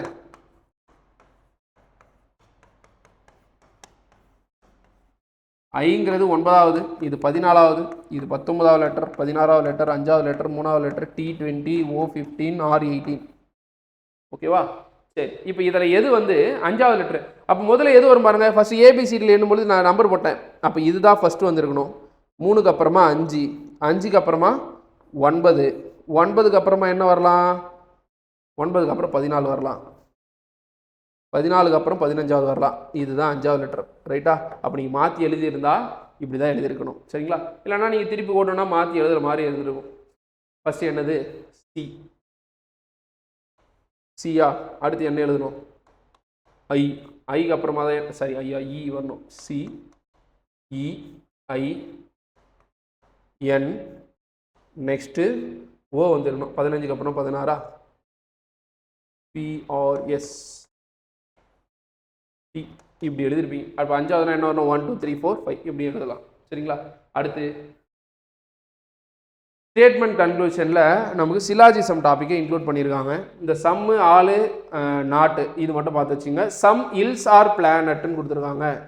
சில மலைகள் என்னவா இருக்கு, பிளாட்டியூஸா, சாரி பீடபூமிகளாக இருக்குது, பிளாட்டியூஸாக இருக்குது. Some plateaus are deserts. சில பீடபூமிகள் பாலைவனங்களாகவும் இருக்குன்னு சொல்கிறாங்க. அடுத்து ஆல் டெசர்ட்ஸ் ஆர் பிளெயின்ஸ். எல்லா டெசர்ட்டும் எதுக்குள்ளே இருக்குன்னு எடுத்துக்கலாமா, எல்லா டெசர்ட்டும் பிளெயின்ஸ்குள்ளே சமவெளிக்குள்ளே இருக்குது. அனைத்து பாலைவனங்களும் சமவெளிக்குள்ளே இருக்குன்னு எடுத்துட்டாங்க. சரிங்களா? இப்போ இந்த கூற்றுக்கு நான் என்ன பண்ணிட்டேன், டயக்ராம் வந்து இதை வச்சு அவங்க முடிவு கொடுத்துட்டாங்க. அது எதெல்லாம் தப்பு எதெல்லாம் சரின்னு சொல்ல போகிறேன். 1 3 2ல் எதெல்லாம் சரி எதெல்லாம் தப்பு. சம் பிளெயின்ஸ் ஆர் பிளாட்டியூஸ்ன்னு சொல்லலாமா? ஆமாம், சம் பிளெயின்ஸ் ஆர் பிளாட்டியூஸ்ன்னு சொல்ல முடியும். சம் பிளேன்ஸ் ஆர் ஹில்ஸ்ன்னு சொல்ல முடியுமா? என்ன கேட்குறாங்க, சம் பிளேன்ஸ் ஆர் ஹில்ஸ். பிளெயினுக்கும் ஹில்லுக்கும் என்ன இல்லை, சம்மந்தமே கிடையாது. கரெக்டா? இங்கே conclusion some plains are hills. ஏன்னா பிளெயின் எங்கே இருக்குது, ஹில் எங்கே இருக்குது, எனக்கு என்னால் உறுதியாக சொல்ல முடியாது. அதனால் உறுதியாக சொல்ல முடியும்னா தவறு தான் எடுத்துக்கணும். அடுத்து ஆல் டெசர்ட்ஸ் ஆர் ஹில். எல்லா டெசர்ட்டும் ஹில்குள்ளவா இருக்குது? இல்லை, அது ரெண்டுத்துக்கும் சம்மந்தமே கிடையாது. ஸோ இதையுமே என்னன்னு சொல்ல முடியாது, உறுதியாக சரின்னு சொல்ல முடியாது. ஸோ இப்படி தான் சொல்ல முடியும். ஸ்டேட்மெண்ட்டை வச்சு நான் கன்க்ளூஷன் சரியாக தவறான்னு சொல்லும் பொழுது அப்போ எத்தனை கன்க்ளூஷன் மட்டும்தான் சரி, முடிவு 1 மட்டும்தான் ஃபாலோ ஆகுது. சரியா? கன்க்ளூஷன் 1 ஒன்லி ஃபாலோஸ், 2ம் 3யும் எனக்கு தெரியாது. அடுத்து இந்த மேட்சிங் அட்ரஸ் கேட்குறாங்க பாருங்கள். ஒரு 4 அட்ரஸ் இந்த மாதிரி கொடுத்துட்டு எது எது சிமிலராக இருக்குதுன்னு பார்க்க போகிறீங்க. ரொம்ப சின்ன விஷயந்தான். இந்த பாருங்க, எது எது சிமிலராக இருக்குது, எல்லாமே 3 1 இருக்குது. அப்போ 2ங்கிறது நிச்சயமாக வர வாய்ப்பே இல்லை. ஏன்னா இங்கே என்ன பண்ணுறான், 3 to 1 கொடுத்துறான். அப்போ 2 எங்கெல்லாம் வருது அந்த ஆப்ஷன்லாம் முதல்ல எலிமினேட் பண்ணிடுங்க.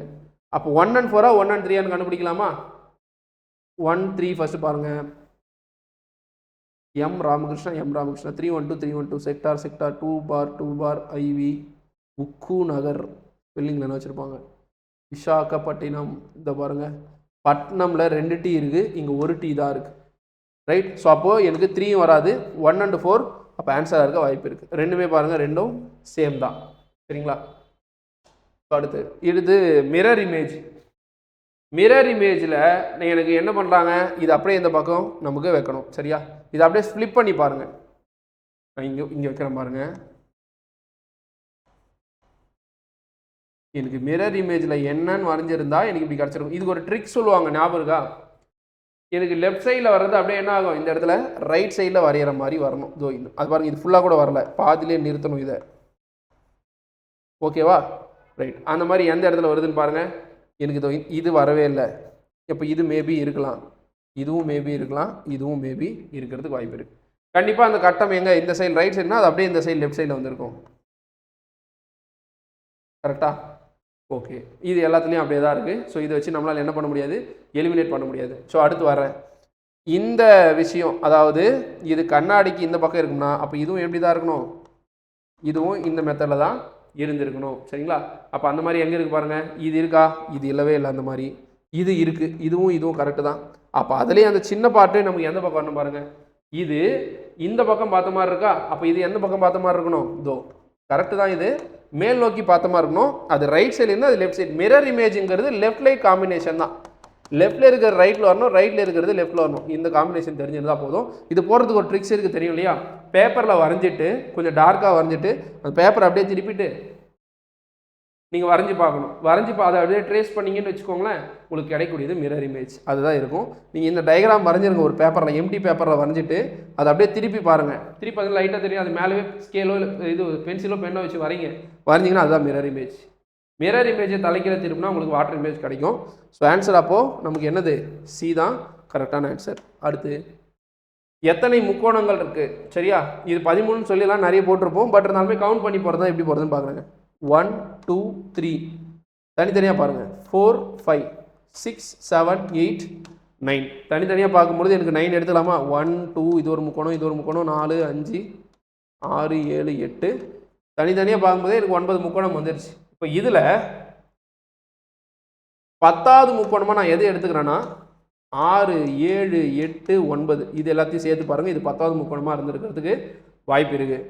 அடுத்து இதோ 11வது முக்கோணமாக 1 2 3 6 இந்த நம்பர் மட்டும் பாருங்கள், அதுக்கு தான் நம்பர் போட்டிருக்கேன். இது ஒரு முக்கோணமாக எடுத்துக்கலாம். 12வது முக்கோணமாக 3 4 5 8 இது ஒரு முக்கோணமாக கன்சிடர் பண்ணிக்கலாமா? இதுதான் பண்ணியாச்சு. 6 7 8 9 ஆல்ரெடி பண்ணியாச்சு 12வது. அப்போ 13வது எது சார் வரும்? அப்படியே 1லேருந்து 9 அப்படியே அந்த 9 வரைக்கும் எடுத்துங்க. அதுதான் நமக்கு ஓவராலாக சேர்த்து நமக்கு 13வது முக்கோணமாக இருந்திருக்கும்னு அர்த்தம். சரியா? மொத்தம் 13 முக்கோணங்கள். அடுத்து லாஸ்ட் கொஸ்டின் என்ன கேட்குறாங்க, அதாவது ஃபிகரல் கிளாசிஃபிகேஷனில் உருவ வகைப்பாடு ஸ்கொயர் கம்ப்ளீஷன் கேட்குறாங்க. இதில் என்ன வரணும் பாருங்களேன். இதோ இது அப்படியே கம்ப்ளீட் பண்ணலாமா? இந்த இடத்துல வரணும். ஸோ இங்கே 2 இங்கே 2 இங்கே 2னா அப்போ இந்த இடத்துல ஒரு பாக்ஸ் வந்துருக்கணும். அதை வச்சே எனக்கு இந்த இடத்துல இன்னொரு பாக்ஸ் வந்துருக்கும். அந்த மாதிரி எந்த ஆப்ஷன் இருக்குது பாருங்கள். ஏவே அந்த மாதிரி தான் இருக்குது. பி இதோ இந்த மாதிரி பக்கத்தில் வரதுக்கு வாய்ப்பே இல்லை. இது மேபி இருக்கலாமா? ஆனால் இது கீழே எடுத்துருக்கான். சரியா? அப்போது இதுதான் கரெக்டான ஆன்சர். சரியா? ஸோ ஒரு கொஷின்ஸ் மொத்தமாக நமக்கு மொத்த டாபிக் இந்த ஒரு 27 டாபிக் கொடுத்துருக்காங்க சிலபஸ் எதை செஞ்சு இருக்கிறதுக்கு வாய்ப்பு இருக்காது. CBT type. சரிங்களா? கொஷின்ஸ் நீங்கள் ஒரு வேலை நீங்கள் போட்டுனா கூட திருப்பி பார்க்கறதுக்கு டைமிங் வேணும் முதல்ல. சரியா? நிறைய பேர் அது பாசிட்டிவ் இருக்குது, நெகட்டிவ் இருக்குது. பட் இருந்தாலுமே அந்த சம்மு போடுறதா நமக்கு 80%. 20% தான் நமக்கு என்னது OMR ஷேட் பண்ணுறது ஒரு நெகட்டிவ் இல்லை, அவ்வளோதான். சரிங்களா? அது பேர நம்ம பாசிட்டிவாக என்ன எடுத்துக்கலாம், ஒரு வாட்டி நீங்கள் தெரியாமல் ஷேட் பண்ணினாலும் அந்த கொஸ்டின் நமக்கு ஆன்சர் மாற்றி போடணும்னு நினச்ச கூட இதில் மாற்றி போடலாம் சிபிடி டைப்பில். அதனால் அதை பற்றிலாம் ஒரி பண்ணாதீங்க. நம்மளுடைய ப்ரிப்பரேஷனை எப்போ போல் வச்சுட்டே இருங்க. நிறைய பேருக்கு வந்து நம்மளுக்கு 140 இருக்குது, 145 இருக்குது, கட் ஆஃபில் வருமா வராதா அப்படிங்கலாம் தூக்கி போட்டுருங்க. தூக்கி போட்டு ப்ரிப்பரேஷனை ஸ்டார்ட் பண்ணிடுங்க. என்னென்ன விஷயங்கள் நீங்கள் ப்ரிலிமினரியில் படிச்சிங்களோ அதை அப்படியே எடுத்து படிங்க. மெயின்ஸில் குரூப் 2A மெயின்ஸ் ரொம்ப ஈஸியாக தான் இருக்கும். நிறைய பேர் வேகன்சி கம்மின்னு சொல்லிட்டு நிறைய பேர் ஃபீல் பண்ணிங்க. அப்போல்லாம் கிடையவே கிடையாது. வேகன்சி கம்மியாக இருந்தால் தான் இன்னும் நல்லா நமக்கு என்ன இருக்கும், வெற்றி வாய்ப்பு இன்னும் பிரகாசமாக இருக்கும். ஏன்னா நிறைய பேர் கம்மியான வேகன்சி சொல்லிட்டு கொஞ்சம் லெத்தாலஜிக்கலாக தான் படிப்பாங்க. ஸோ அதனால் நீங்கள் அப்படி இருக்காதீங்க. கிடைக்கக்கூடிய வாய்ப்பை கரெக்டாக பயன்படுத்திட்டு இருக்கிற சிலபஸை கரெக்டாக படிச்சுக்கோங்க. ஏன்னா சிலபஸ் படிக்கிறது கண்டிப்பாக வேஸ்ட்டாக போக போகிறது இல்லையா? ஸோ அதனால் படித்து சில நம்ம ரிசல்ட் வரதுக்கு முன்னாடி அடுத்த டேட் சொல்கிறதுக்கு அனௌன்ஸ் பண்ணுறதுக்கு முன்னாடி என்ன பண்ணிடுங்க, கொஞ்சம் ப்ரிப்பேர் பண்ணி வச்சுருங்க. கண்டிப்பாக நமக்கு வெற்றி வாய்ப்பு பிரகாசமாக இருக்கும். முயற்சியை கைவிட்டுறாதீங்க. நீங்கள் தொடர்ந்து உழைச்சிட்டே இருங்க, கன்சிஸ்டன்சியாக படிச்சுட்டே இருங்க. கண்டிப்பாக நமக்கான வெற்றி நம்ம தேடி வரும். நன்றி, வாழ்த்துக்கள்.